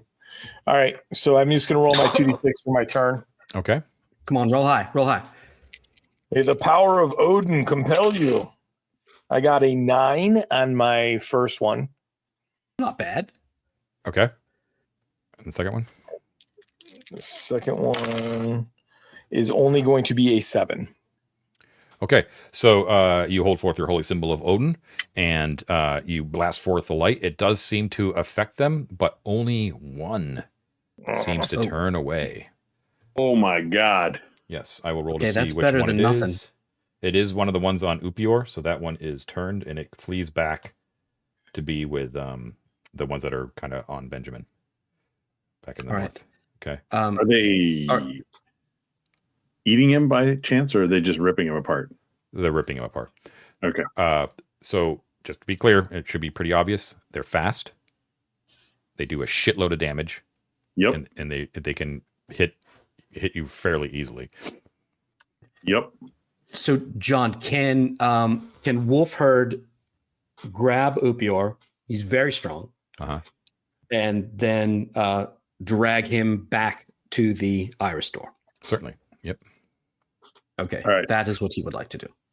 Okay. And then, so Barrios is right behind Mort, and they're going to do a fighting retreat to cover that withdrawal of Upior. Okay. So you can't retreat, but with the movement technically, but you can certainly attack. Yeah. Right. Okay. So We just Mort gotta live will strike, one round, baby. We just gotta live one round, and I got Mort will this. strike one with his sword. And so that is a 22 to hit. Yep. And that is 7, 8, 9, 10, 12 points of damage. 12 points with Laryl's pin. Laryl's pin. 12. 12. Okay, that definitely bites into them. But normally, regular zombies, that's an instant drop. This one just keeps on coming. But it does bite into him. Will stab the same guy with a spear over his shoulder, but he misses. Okay, I miss with Barrios. Okay. Yeah. Anyone else? Elizabeth's a bat. You want to attack with your batness? She does not. But John, question: does the Iris door at the end of the hallway? I was unclear if that was still open or if that closed behind us. Because if it's closed, no, it's not closed. Okay, yeah. So she will retreat back out there as well, so that the hallway is clear and ready for people to get out. In fact, once she gets out of the that hallway and around the corner, she'll drop her bat form and go back into Elizabeth. Okay, she can do that in the same round. Yeah. Okay, cool. So she's back into human form. Okay, that's the bottom of the round. Top of the round declarations. I have Mort. Are we able to actually, after stabbing, then move backwards successfully? No, I because can't. you're engaged. This is where you now declare it. So Right, I think right. I think only Mort is actually engaged in combat. So Yes. so declarations of melee movement from Mort and any declarations of spells. I will be casting a spell. Okay. Lisbeth will cast a spell. She can make it easier for you to get out of there, I think. So Okay. she'll cast a spell after Any melee Lothar. movement. He wants to back up. Yeah. Fighting or full? Fighting retreat. Fighting. Okay, roll for initiative. I got a I'm 3. just gonna wait. I just want to. If you guys back up, if I'm casting a spell, I'm staying there. So are we running or whatever? Because my idea was to use dispel magic, which can put up or dispel evil, which I can put up a ward. Anyone penetrating that ward has to save versus spells or be A, turned, or B, destroyed. If you want me to stand and defend you while you cast a spell, that's what I'll do. How many can attack you? I mean, There's 2 on him right now. yeah. Although, yeah, I would say 2 max, even though there's more there. You know what I mean? Yeah. And is anyone else going into melee with him, or where's Barrios? Where's Barrios is behind Mort, stabbing with his spear kind of over. Okay. Well, I mean, you guys tell me. Are we running, or do I try this to spell evil and then we figure it out? The spell is cool, guys. It's by concentrating and remaining stationary, enchanted or undead. Use the cool thing. Okay. Yeah, you use it. Use it. Okay. We'll do the I got a thing. 3. Roll for initiative, please. Yeah. So Somebody beat Elizabeth me is last not time. going to Somebody cast else her roll. spell if that's the plan. Elizabeth isn't going to cast her spell because it might mess up that. I got it. That Yep. plan. What's the Am I rolling? Am I rolling? Yeah, Mike, why don't you roll? I blew it. I got a 3. Roll again. Roll again. I got a 5. I got a 6. Oh, nice. Okay, you guys first. All right. So I'm Do it, going to Mike. cast my dispel evil, John. Oh, okay. Now the range on it is 30. It says I'm going to use the ward function. By concentrating and remaining stationary, enchanted or undead monsters that come within range may be banished or destroyed. Each monster may save versus spells to avoid banishment or destruction. If a monster save succeeds, it flees the affected area. Okay, cool. Give me 1 second. That's a pretty awesome spell. Well, it's a big one. And Biggity big. You're gonna where's the area, Mike, that you're gonna cast? Focused on me, I'm guessing. Well, it has a range of 30, so you can go wherever you want within 30. Okay, so can I drop it so that it's right in front of Ted? Yeah. So that those guys will have to either save or flee. And then all the rest of the monsters in the room, since it's a 30-foot range, 30 feet. It doesn't really give me a radius for it, though, John. So that's the only thing. I don't know what the affected area is. There's nothing in the spell description for it. Let's see. Each monster research. I think it's cool enough that it probably is going to get them all. So let's just roll here. Let's see. Okay, save versus spells. Yep, doing it. Hold on. Power of Odin compels you further. I like it, Mike. It's a good one. Matt had tried to use this spell like 101 times with Avaricios and never got a chance. Yep. Nefrit dropped that silence and kept me from being able to use it. Okay. Is this the spell that requires 2 hands to cast? Is that what the... And a cheek. So, yeah, you let loose with some of your most powerful divine magic, Lothar, casting, telling all evil things to be, and unnatural things to be gone from this plane of existence. Only 3 managed to withstand the holy power of Odin that floods the room. They immediately run towards that hole in the northern wall and attempt to cram themselves into it, while the rest are completely immolated in holy fire as they all go down. Nice. That's awesome. Well done. Nice. At the end of that round, Upior goes down to -3.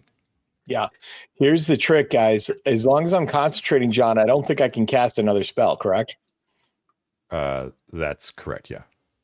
Which means I can't use my Cure Light Wounds on him. What have y'all? I mean, the only thing with the rules is we have bandages in them, but not like in an inventory. Can you pull bandages from Laryl's sack and bandage me? I definitely can. Lisbeth also can. John, you said that they all fled into that northern hallway. Yes. If we don't want to go there, she can seal that off. She doesn't have stone shape, but she does have where'd it go here? Transmute rock to mud. So she can change that whole hallway, collapse it into mud, and have them like be like stuck and trapped in there. Right. And then so that would free you up. Yeah. Or you put that Phoenix armor on David and we sit around and wait to see what happens. Or we could just keep him from not dying, and that's all right. I think it'd be rad to test out non-magical healing and take a trauma. Okay. I think I just want to see what I roll on because I'm a sadist, or not a sadist, a masochist. So y'all do what you want to do, but if the cleanest way to keep them from attacking the rest of us is just a defensive posture and someone doing mundane healing on me, I think that's the move. We're basically out of combat, so I just need to know like how you're wrapping things up. Are you going to collapse a tunnel on them? Are you going to drop the spell? What's going on? Matt, as long as I'm maintaining concentration, there's no duration on the spell. So don't collapse anything yet. And let's just so we have time, and she knows healing, so we can pull bandages, literal bandages out of Laryl's sack, and Lisbeth can tend to Upior. Okay, so the combat took a turn. You pull out the bandaging. Bandaging takes a turn as well. That stops the hit point loss. Correct. So you're sitting at -3 right now. Okay, so walk us through, David. Okay, so had I been magically healed, I would have been brought to consciousness with 1 HP. However, without magic, I am simply stabilized, right? After being stabilized, I have two choices. I can either be out cold, remain unconscious, but return to 1 HP. This is the like everyone has to carry me out of the combat scenario sort of thing, even though we're not in combat. Or I can choose a trauma, which though we're out of combat, it's kind of foolish to do. I'm curious. So I'm going to choose a trauma. So I'm conscious rather than unconscious. So it would bring me up, right? But I would have to roll on a trauma table. Does that make sense? Yeah. Mm-hmm. Okay. All right. Well, David experiences his trauma. I'm going to go tuck that kid in, and I will be right back. Good luck, Okay, David. we're going to roll into a second break right after David does his trauma roll here. So Cool. go ahead. All right. So, and I didn't write this in the rules, but tacit within that would be that I guess I'd be at 1 HP, right? Because I'm up. And then I roll the trauma. Yeah. Makes sense? Yeah. All right. All right. I am rolling a d4 to determine whether the trauma is to my head, chest, hand, or foot. You guys ready? Yep. I roll a 1. It's head trauma. I lose 2 intelligence and 1 language. Okay. So my intelligence is now 11. Unless I find some healing in town, which I don't think we're ever going to do. And I lose a language. I have several. Do you want me to roll randomly to see which one I use? I have Arcantian, Wiskin, and Mithric. John. I think you should be able to choose. That's hard. All right. Well, I will. Especially, Mike has made it so. Yeah. but especially in this game, man, because say you were the only Mithric speaker and we lost that. Well, and That that's would the be like beauty a of it. huge, that would be a huge impact. Yes, it would. Well, exactly. I mean, I'll choose if you want, but I think it'd be fun to see if I lose Mithric. Do what you feel, man. You can choose. Okay, I only have 3, so how a D6 and half it, I guess. So 1 would be Wiskin, 2 Arcantian, 3 Mithric. I rolled a 2, so Arcantian is gone. Oh my god. Okay, so you can't speak common. Yeah, exactly. Rad. Amazing. You know, that just adds to the character. So you what know? can you can speak Wiskin and Mithric are your 2 languages? Okay. Correct. All right. That's definitely a thing now. So we got to remember that. I mean, if we're really doing this, like, it makes no sense to speak like to lose your native language, right? Like, it would make more sense that you would have to lose one of the other 2. So I'm Wiskin. Wiskin is my native Mike, language. I love you're attempting to minimize the possible trauma here, but the whole point is that it's super fucking nasty. So yeah, and I chose this. I know Mike wants to narrow it down so he loses Wiskin somehow. yeah, Not I mean, gonna happen. narratively, it would be rad to lose like my mother tongue. It's like I've forgotten my past or something like that, right? You could rationalize that. you know what would be even better is if you just randomly gained another language and no one knew why you spoke it. There you go. Right. This is not a play test, Mike. I'm not taking feedback. Yeah. Okay, so or yeah, you suddenly had like a French accent or something and no one knew why. Sure. no, That's it fun. fucked up your head like big time. And we'll just say like, I guess the way we could reason it is that you don't, you're not able to like form. You're not able to form the like you kind of. Well, let's just say like you can't speak Arcantian. Yeah, you just can't speak Arcantian. I'm not gonna go into it too much more than that. You're fucked.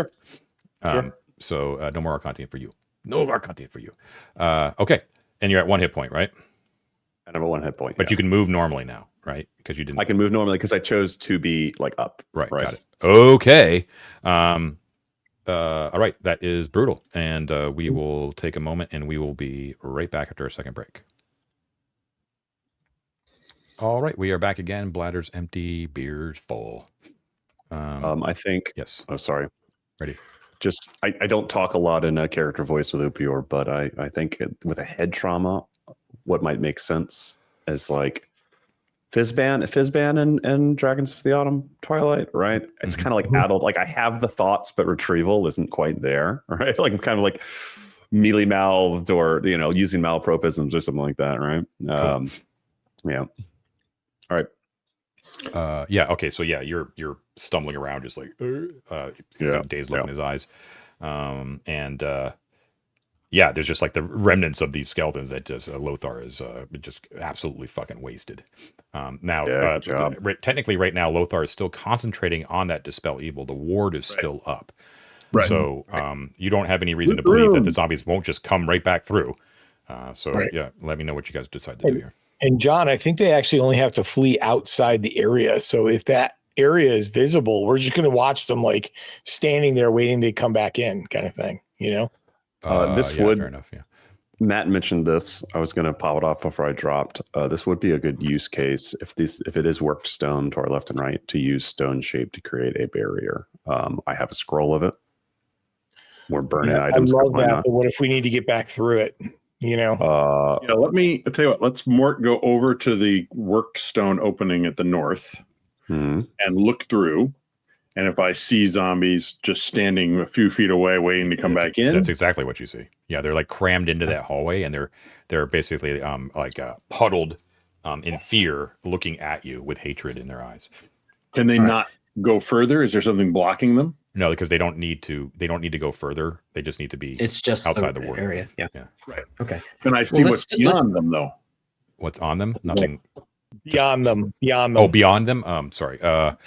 Yeah, I think. Well, yeah, you're Mort. So Or corridor, or yeah, so there is 20 feet. There's a 20-foot length of natural corridor that goes north, right? Then it opens up into a natural cavern. You cannot see the dimensions of that, but it looks to be quite large. And yeah, there's some interesting shit in here. There's only 3 left. 3 left, yeah. Let's see. What would you see? Okay. Okay. First of all, what you hear and then see whenever you make your, when you focus your eyes on where you're hearing it, is you hear rushing water.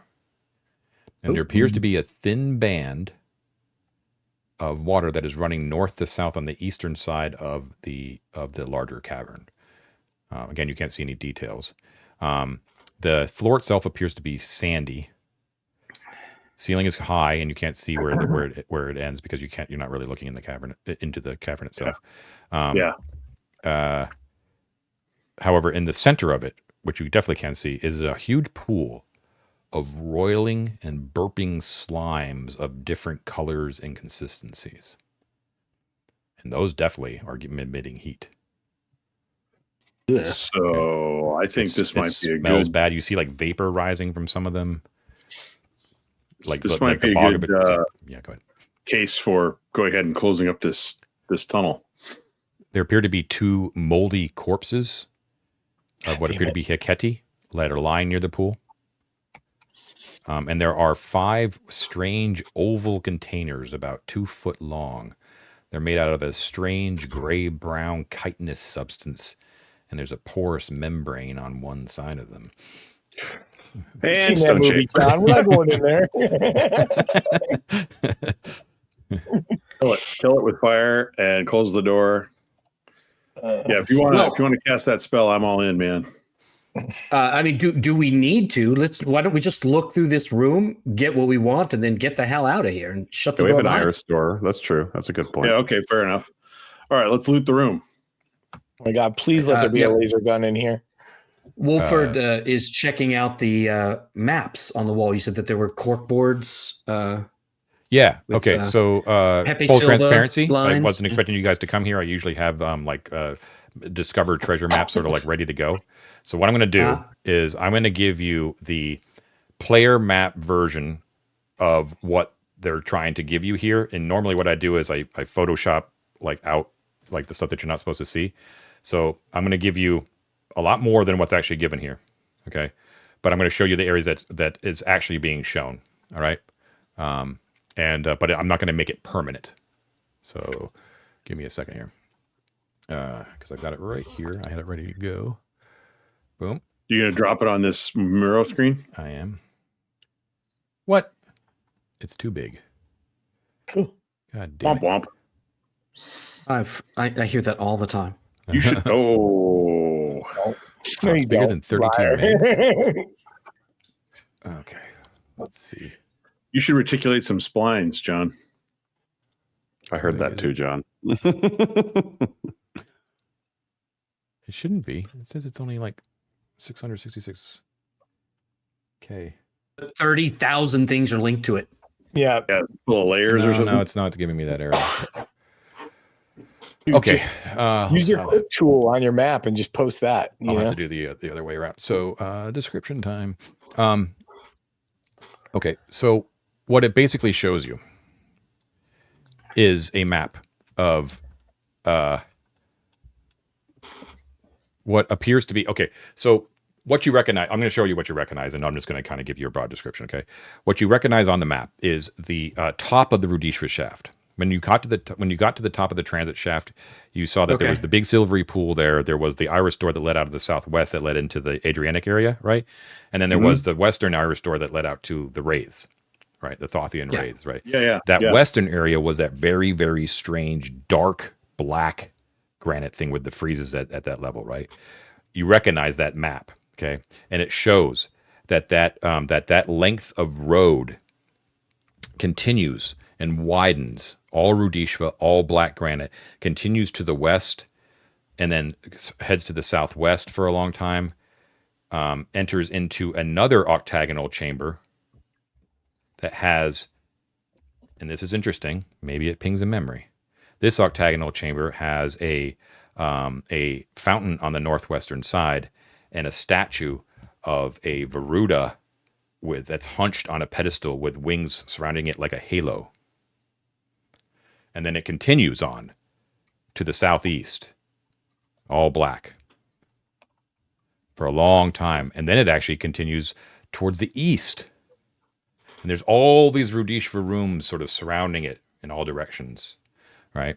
And the whole area is called the Midnight Road. The layout sounds like this might be somewhat reminiscent of the of Garalad's lair, because it was set out in a diamond and had stations. Is that what you're saying? This seems familiar. Is the overall layout? No, it's nothing like that. It's much bigger than that. Just much bigger. Octagonal. I mean, it sounds like it's just a big area of connected octagons with this road that kind of right. But what around. I'm getting at is like some sort of ceremonial, you must do the procession kind of thing. No, it looks like it's just like a long circumnavigating, although you don't see where it connects really. It's hard to explain without showing you the map. I'm sorry, but I just don't. I get the sense. I mean, and we're also trying to be very focused on our goal here, which is engine room. Does he see anything, any clues that seem like mechanical stuff, engine, like he's looking for... No, and you saw the dimensions of the engine room. You actually saw the dimensions, and there's nothing here. And there's nothing connected to the Midnight Road that matches those dimensions. Okay. See, that's huge. That's huge. That's a big thing that we can X out, right? Without, like I was saying before, like we were just like grasping in the dark. Right now, there's a whole area of exploration. We know we don't need to go there, which is huge. Right. Okay. Other than that, that appears to be the only thing of use or interest in the room. Oh. Nobody had stuff. What was down in the pit? Everything was smashed up? Yeah, smashed up consoles and stuff like that, yeah. Okay. All right. If we're not going to get the drive shaft, we should at least be getting some laser guns. This is turning into a bit of bullshit. Well, I do actually have a question about that. I was talking to a friend of mine about this, and I can't remember if we determined whether the shuttle is armed in any way. No, it is not. And if it's not, if we're going to be, which I think we should do, fighting the dragon, we're going to need to arm the shuttle. So we're going to need the weapons that Mike's talking about, or drones on the outside, or, and I think this is an option, we need something that we can use as a kinetic kill weapon. We drop on the dragon from the back door of the shuttle. Well, that's Wolford right there. This is we could just drop Wolford, but classic case of putting the cart before the horse, right? So why don't we I bring this fast, up? I bring this up because before we discount areas to not explore because they don't have an engine room, we do need to be looking for ways to fight the dragon. Well, why don't we go to the med bay, as I'm calling it? Why don't we hoof it down to the hangar level and regroup and head to... Yeah, I mean... Or I guess whatever the quickest route we need to take via rug or otherwise to get to the Hall of Heroes spaceship crash. Oh, you want to try and actually put yourself in a cryo chamber? No, I want to get the laser gun that's down use there. the bracelet to turn off the laser gun. Yeah, Well, you said med bay, and I thought you meant you meant cryo chamber, med bay, whatever Right. it is, right? Right. Plus, that's information that we're curious about, It is, and that's Also- one thing However- we know we don't have an access point to. And now that we're down one more guy who's just barely alive, like 3 of us right now look awful. Wait, I don't even know. Upior, what injury or scar or whatever did you get? Are you? I think I have a divot in my skull. Oh, nice. Matt wasn't here Yeah. for the thing, so he lost. Oh, sorry. Yeah. Oh, yes. Yeah. I rolled head trauma. I lost 2 intelligence and lost the ability to speak Arcantian. Oh, nothing Who needs it? major. Now, I Alright. can theoretically heal the intelligence, but not the language loss if I go to town and we do it, but it's not going to happen. So, Okay. moot. Okay, so where are you going? Well, Ugh. I think Oh, we should go one. to. Yeah, sorry. I'm sorry. Upior has the Iron Circle of Gonor. I have okay. Forget. I'm not going to preface with anything. You detect a secret door in the room. Oh, good.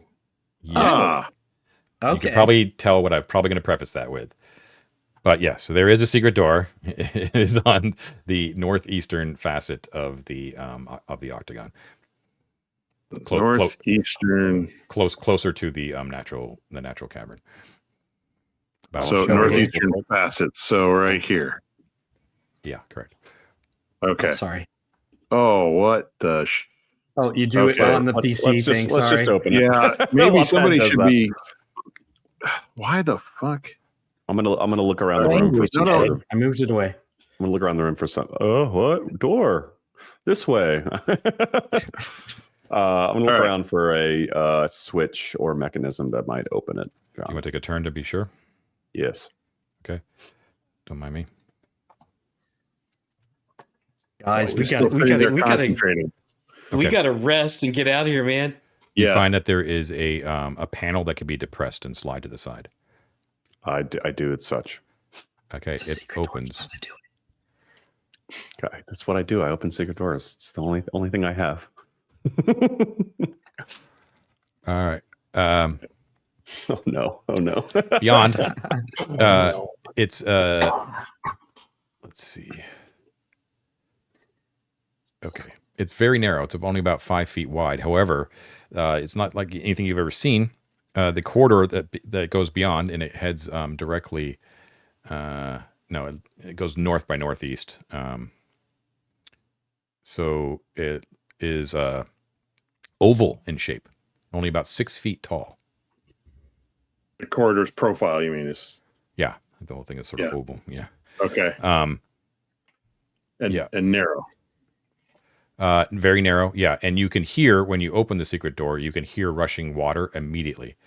Actually, with your continual light shining from your chest, Upior, you can see that after about 10 feet, it actually opens up into a wider oval chamber that's only about 3 feet in diameter, but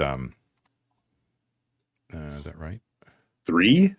Oh, never mind. No, it's just like a little wider chamber, and there is a fast-moving body of water that sort of passes through that from like the north, from the northwest to the southeast. Like Do you it think comes we're in in the from the fungal wall cavern? and out the other end of the wall. Do you think we're in the fungal caverns, guys? No. No. Okay. So where it comes in, it's about 3 feet in diameter, the river, and when it exits Okay. out in the southeast, it's about 5 feet in diameter. Oh, What's the what's and the then ceiling of and this then area? it continues on past that to the northeast. Like something like that, John? Yeah, you got it. Perfect. Okay. I don't think this has taken us anywhere nearer that we need to go. No, it's pretty cool, but Mike's I just think this standing is- there, little beads of sweat running down. And I think we need to go pick him up and haul him out to the Irish store and lock it behind us. Yeah, I think you're right. I Yes. think this is probably a secret entrance rather than a secret exit. So You do see that about 30 feet beyond the river to the northeast, that there is a narrow staircase that goes up. Oh man, I'm not going to go to it. A couple questions before we turn around. Do I see any light emanating from either side of the river or forward? Well, I guess not in the stairwell, but No, because the river actually like goes directly into the rock wall. Although it is That's what I large enough that you could go. It's narrower to the northwest, wider in the southeast, but you could fit in either way. okay. All right, the gang. current is Well, strong, right? It's flowing north to south, right? Correct. Okay. mm, All right. we know a couple rivers that flow as such. Yeah. Right. Okay. I mean, we could poke around it, but yeah, I don't think this is what we need. No. I All right, think so it let's might. all- This is my suspicion is we might be near the Mushroom Men, but that could be wrong. But that's my guess. Yeah, it's possible. For sure. Yeah. I don't smell any Um, wet fur, do I? You don't know. Okay. All right. Wookiees. All right. Let's run back down the stairs and make our way to the crowd chamber. What do you think, guys? There's another door in the Varuda chamber, you know. Sure. Yeah. We can look at that one as well. I'm just looking at our time. Just to know what it is. I do Yeah. hate closed doors. Sure. Yeah. There There's will also always. one at the top I of the want to remind stairs. you, there will always be closed doors. Yes. There will always. This be has secret got to be doors. the last one, John. I do- How many can there be? I do think we should check this one and the one at the top of the stairs. Do you want to do it simultaneously and just look? Save time? Split the party? So many of us are just about to die. I think we should just open Yeah, I one don't- and then open the other one. Yeah.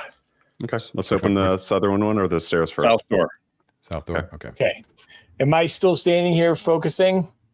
We pick No, you well, up it's- by your elbows and bring you through the iris door and set you down and then close the iris door. Okay, those guys are going to run at us as soon as my concentration is broken. That's why So- we're going to pick you up so you don't Yeah, have to but I move. want to know is that gonna trigger an initiative check, John, to see if they can close with us before we can get through those doors? No, he's physically picking you up and bringing you past the iris door, and then closing the door, Okay. and then you can let it go. All right. I just want to make sure we're not going to get caught, No, you kind of thing. That's cool. Okay, so you do that, and indeed, you kind of hear like the shuffling of the zombies sort of re-enter into that room. So just be aware that 3 of them will be in the room should you decide to go back in that way. But you close the iris door. Okay. Crossing past the pedestals and the ledges, you go to the southern door. It's an iris door. Yeah. Silver badge. Beep, boop. Boop beep. Or is it a boop beep? It boop beeps and it opens up. So beyond this, you actually see that there is a just a 10-foot passageway heading south. That is that appears to be let's see. You can see that there is a collapsed portion of hallway right after 10 feet. So it's like collapsed with stone, the blue granite sort of thing. But it's loose. It doesn't look like it would. It's like would be too difficult or take too much time to sort of remove it. The reason that you think that is because you can hear noises coming from the other side of that collapsed rubble. It Oh. covers the corridor. Covers the corridor. You can't just simply walk past it. You can't just climb over it, right? It just looks like it's not like a completely sealed off thing. Like you can remove some stuff and actually safely kind of go past it. However, what brings you up short is that you do hear gravelly, harsh, sibilant voices coming from the other side that are talking to each other. You have, I'm fairly positive you have not heard this language nor this tone of voice before. Does If it's Wolford's helmet?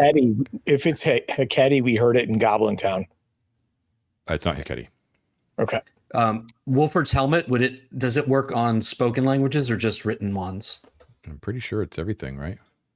All right, so yeah, he puts his remaining ear close Yeah, to okay. listen. Okay, so you they have names for each other that they're kind of swearing at each other with, and they're all like very harsh, sort of single syllable, sort of like Ralk and Silk and names like that, right? That they're calling each other. They appear to be generally irritated with each other. They're talking about rooting through remnants of stuff that they found here in wherever they sort of are.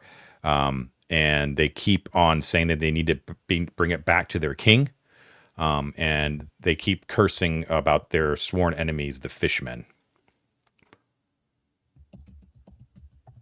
And they also talk about how hungry they are. And they're really pissed off that they can't find any food. Huh. They They're do gonna talk eat about like a special how they keep talking about how they managed to find themselves here because of the card they found. Okay. Oh, they got to die. Only we can have cards. They're not allowed. So fishmen, maybe Hiketi. You also get the impression too that they came from down below, because they keep referring to like being up here is what they keep saying. Like we're up here. Yeah. You know. I'll just throw this out there. I almost certainly have the highest tier of card that we can have. And I suspect from like a meta design standpoint, getting the card from them coming from the opposite direction is a way to continue down through the Iris store and things like that. So I don't know that we need to go get one from them. I don't think we need it. We don't need to get it's it. trouble that we don't need. Yeah. I just don't want them to have it. But you're right. It's trouble we don't need. So Yeah. back up and close it. Yeah, Yeah, I think so. It's probably the smart move. Okay, so And it then takes go a up the turn stairs. to listen and then go back in and close the door. All right, Okay. so what do you do? Go up those stairs and open the one at the top of the stairs. Okay, go up there. Use your plaque again, Mort. Yeah. Boop beep. Opens up. Okay. Huge vaulted chamber, 40 feet tall. Really tall. Studded with 3-foot diameter. Studded with 3-foot diameter pedestals that vary in height from 2 feet to 10 feet. Okay. Projecting from the walls at similar like varying heights, like the two, but they're from like 10 feet to 35 feet, are stone ledges.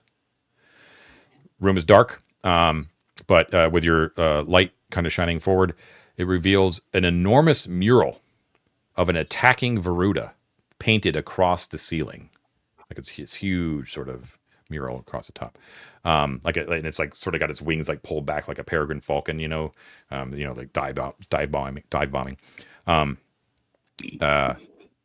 And other than that, the room appears to be empty.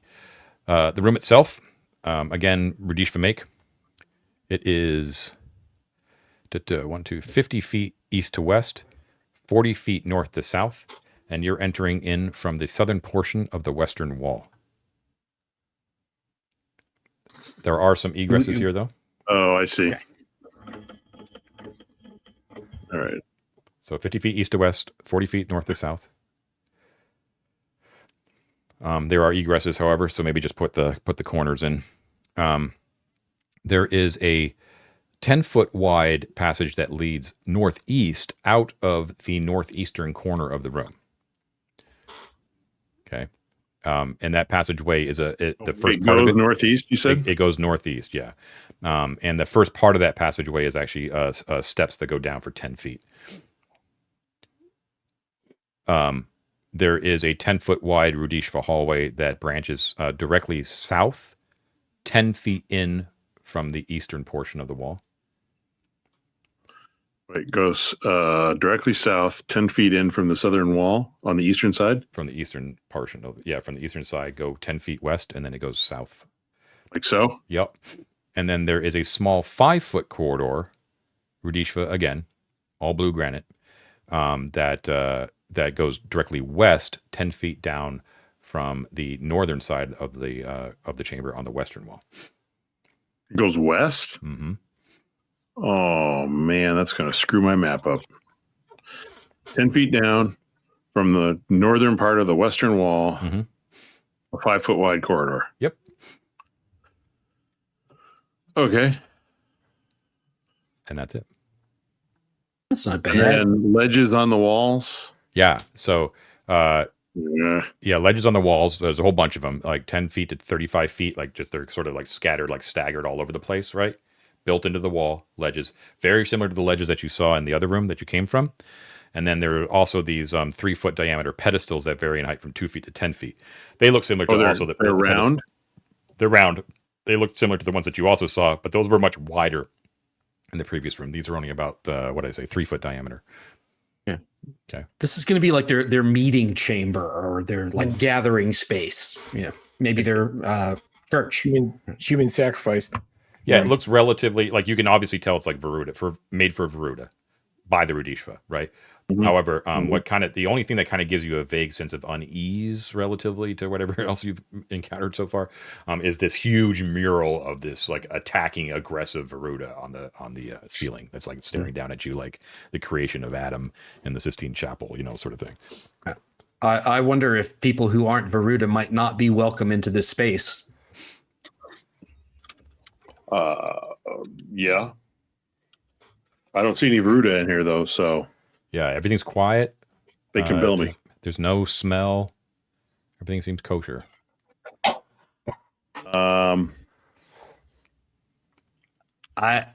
Mort's going to I come don't know in if- and sidle along that western wall to look down the 5-foot corridor. Okay, looking down, you can see that it goes for 10 feet, just like you drew before it. There's another 5 foot. There goes to a T intersection that goes north and south, and both of those corridors are also 5 feet.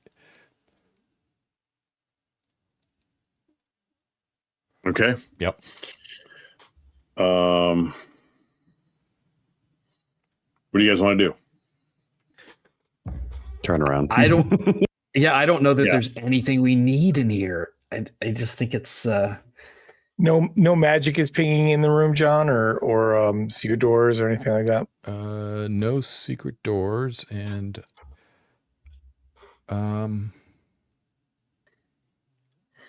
there is. Let's see. Okay, so Upior could tell that there is some magic beyond Mort's sight that he's looking at down that western corridor. Something's I enchanted will down there. relay. Okay, well, we should go check that out. I'm right. sorry. Yep. Mort will sneak down 10 feet and look both sides of the corridor. Okay, on You're either is end, retreating back to the stairs. Sorry. on either Just end, in case. on either end, you see 2 teleportation portals. Okay. Wow. Good thing we looked. Do they have glyphs? They John? don't. So strangely enough, they don't have glyphs. Oh, Ooh. but they have. Do they have access pads? Oh Like wait, we've wait. seen Actually, before? this might be something more interesting. Give me 1 second here. Cool. Oh, Oh yeah. So this is interesting, Mort. It does ping. Upior does sort of cue you off that there is magic here. And you know that by the way, that's magic, Upior, if we ever explain this, because it's sort of a techno-sorceress sort of combination, right? So this is strange. First of all, no glyphs. But the first thing that you notice, Mort, is that on both of the teleportation tables, a marble slab has been laid across each of the pads. Okay. And a panel of clear plastic has been glued across the activation panels. The little wall activation panel. Yeah, the thing that you use to actually like touch, that you have to touch with your hand to actually make the teleportation happen. Yeah. Like, So to prevent like someone has intentionally disabled these. Yeah. Mm-hmm. huh. Does not look like the slab like fell. You know what I mean? It was obviously carefully placed on top of each portal, and a shaped piece of plastic, clear plastic, has been glued over top the activation panel. John, those plastic pieces that are glued up there, Mm-hmm. do they look like they could hold teleportation tiles from the teleportation circles? No.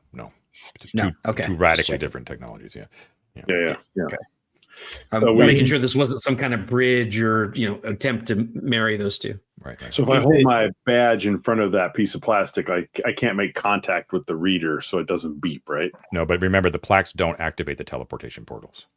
They activate iris doors only. Right. You had to touch the panel. You have to touch the panel. That's correct. Yeah. Yeah. Is it Oh, so we impossible can't. to remove the slabs in the plastic? Does it look like something that's just would take us forever to do? It looks like you know, I mean- a bunch of strong men. You could do it. It's Wolf- meant to Wolford's- disable it from the other side, is my guess, as much as it is from this side, right? Like nothing can come in. That's what Oh, the what slab. about the plastic over the console? That doesn't You seem to can't- be. Right. You can't send the slab away, and no one can be incoming because there's a slab already on the pad. That's correct. Oh. I see. It's to protect this space from whatever on the other side. And this room is skinnier than the other teleportation T intersections, right? It seems smaller. Yeah, it seems smaller. Yes, that's correct. Yeah. Yeah. So this is like, I don't know, like secondary teleporter network or something. Just throwing it Do we- out there. Yeah. Oh, go ahead. No, go ahead. If we go back down, and I forgot the AI's name, Aquacha, right? Rather than spending the time to dismantle this and potentially hazarding ourselves, if we go down to Aquacha, ask, we can get some answers there. You could call her, maybe, yeah. And then again, I'm beating a dead horse, but I suspect this will be a rabbit hole if we want to spend the last 30 minutes doing something. Well, we're basically done for tonight. So. Oh, Yeah, you're we're right. done. 8:30. Oh, yeah, we're done. yeah. Yeah, but That is- I you want wanna to hear just call her real what quick? you want to do. Yeah. I'm going to call Aquacha and ask her, describe the room. Tell her I think it's a Varuda gathering room of some kind, and that there's a couple of teleporters coming off of it that have been disabled, and if she knows what they are and where they go. She says, but based upon your, she said, hello, it's been quite some time since we've talked. I'm glad to hear that you are still well. Yes, based upon your descriptions, these are lesser teleportation portals that simply transport Varuda in between the varying areas of their habitat here in the remnants of the Shining Beacon. Specifically, what you're referring to would take you, one would take you to the greater Varuda breeding grounds. The other would take you to the lesser Varuda breeding grounds. I do not know what state they are in now. Is there anything else I can help you with, Mortis? Where's the damn drive shaft that we need? Where's the drive shaft? Engine room? Oh, they didn't know. Never mind. Yeah. The Varuda, actually, that other room with the two screens on there, the Varuda did not have access to consoles. They were just receiving messages.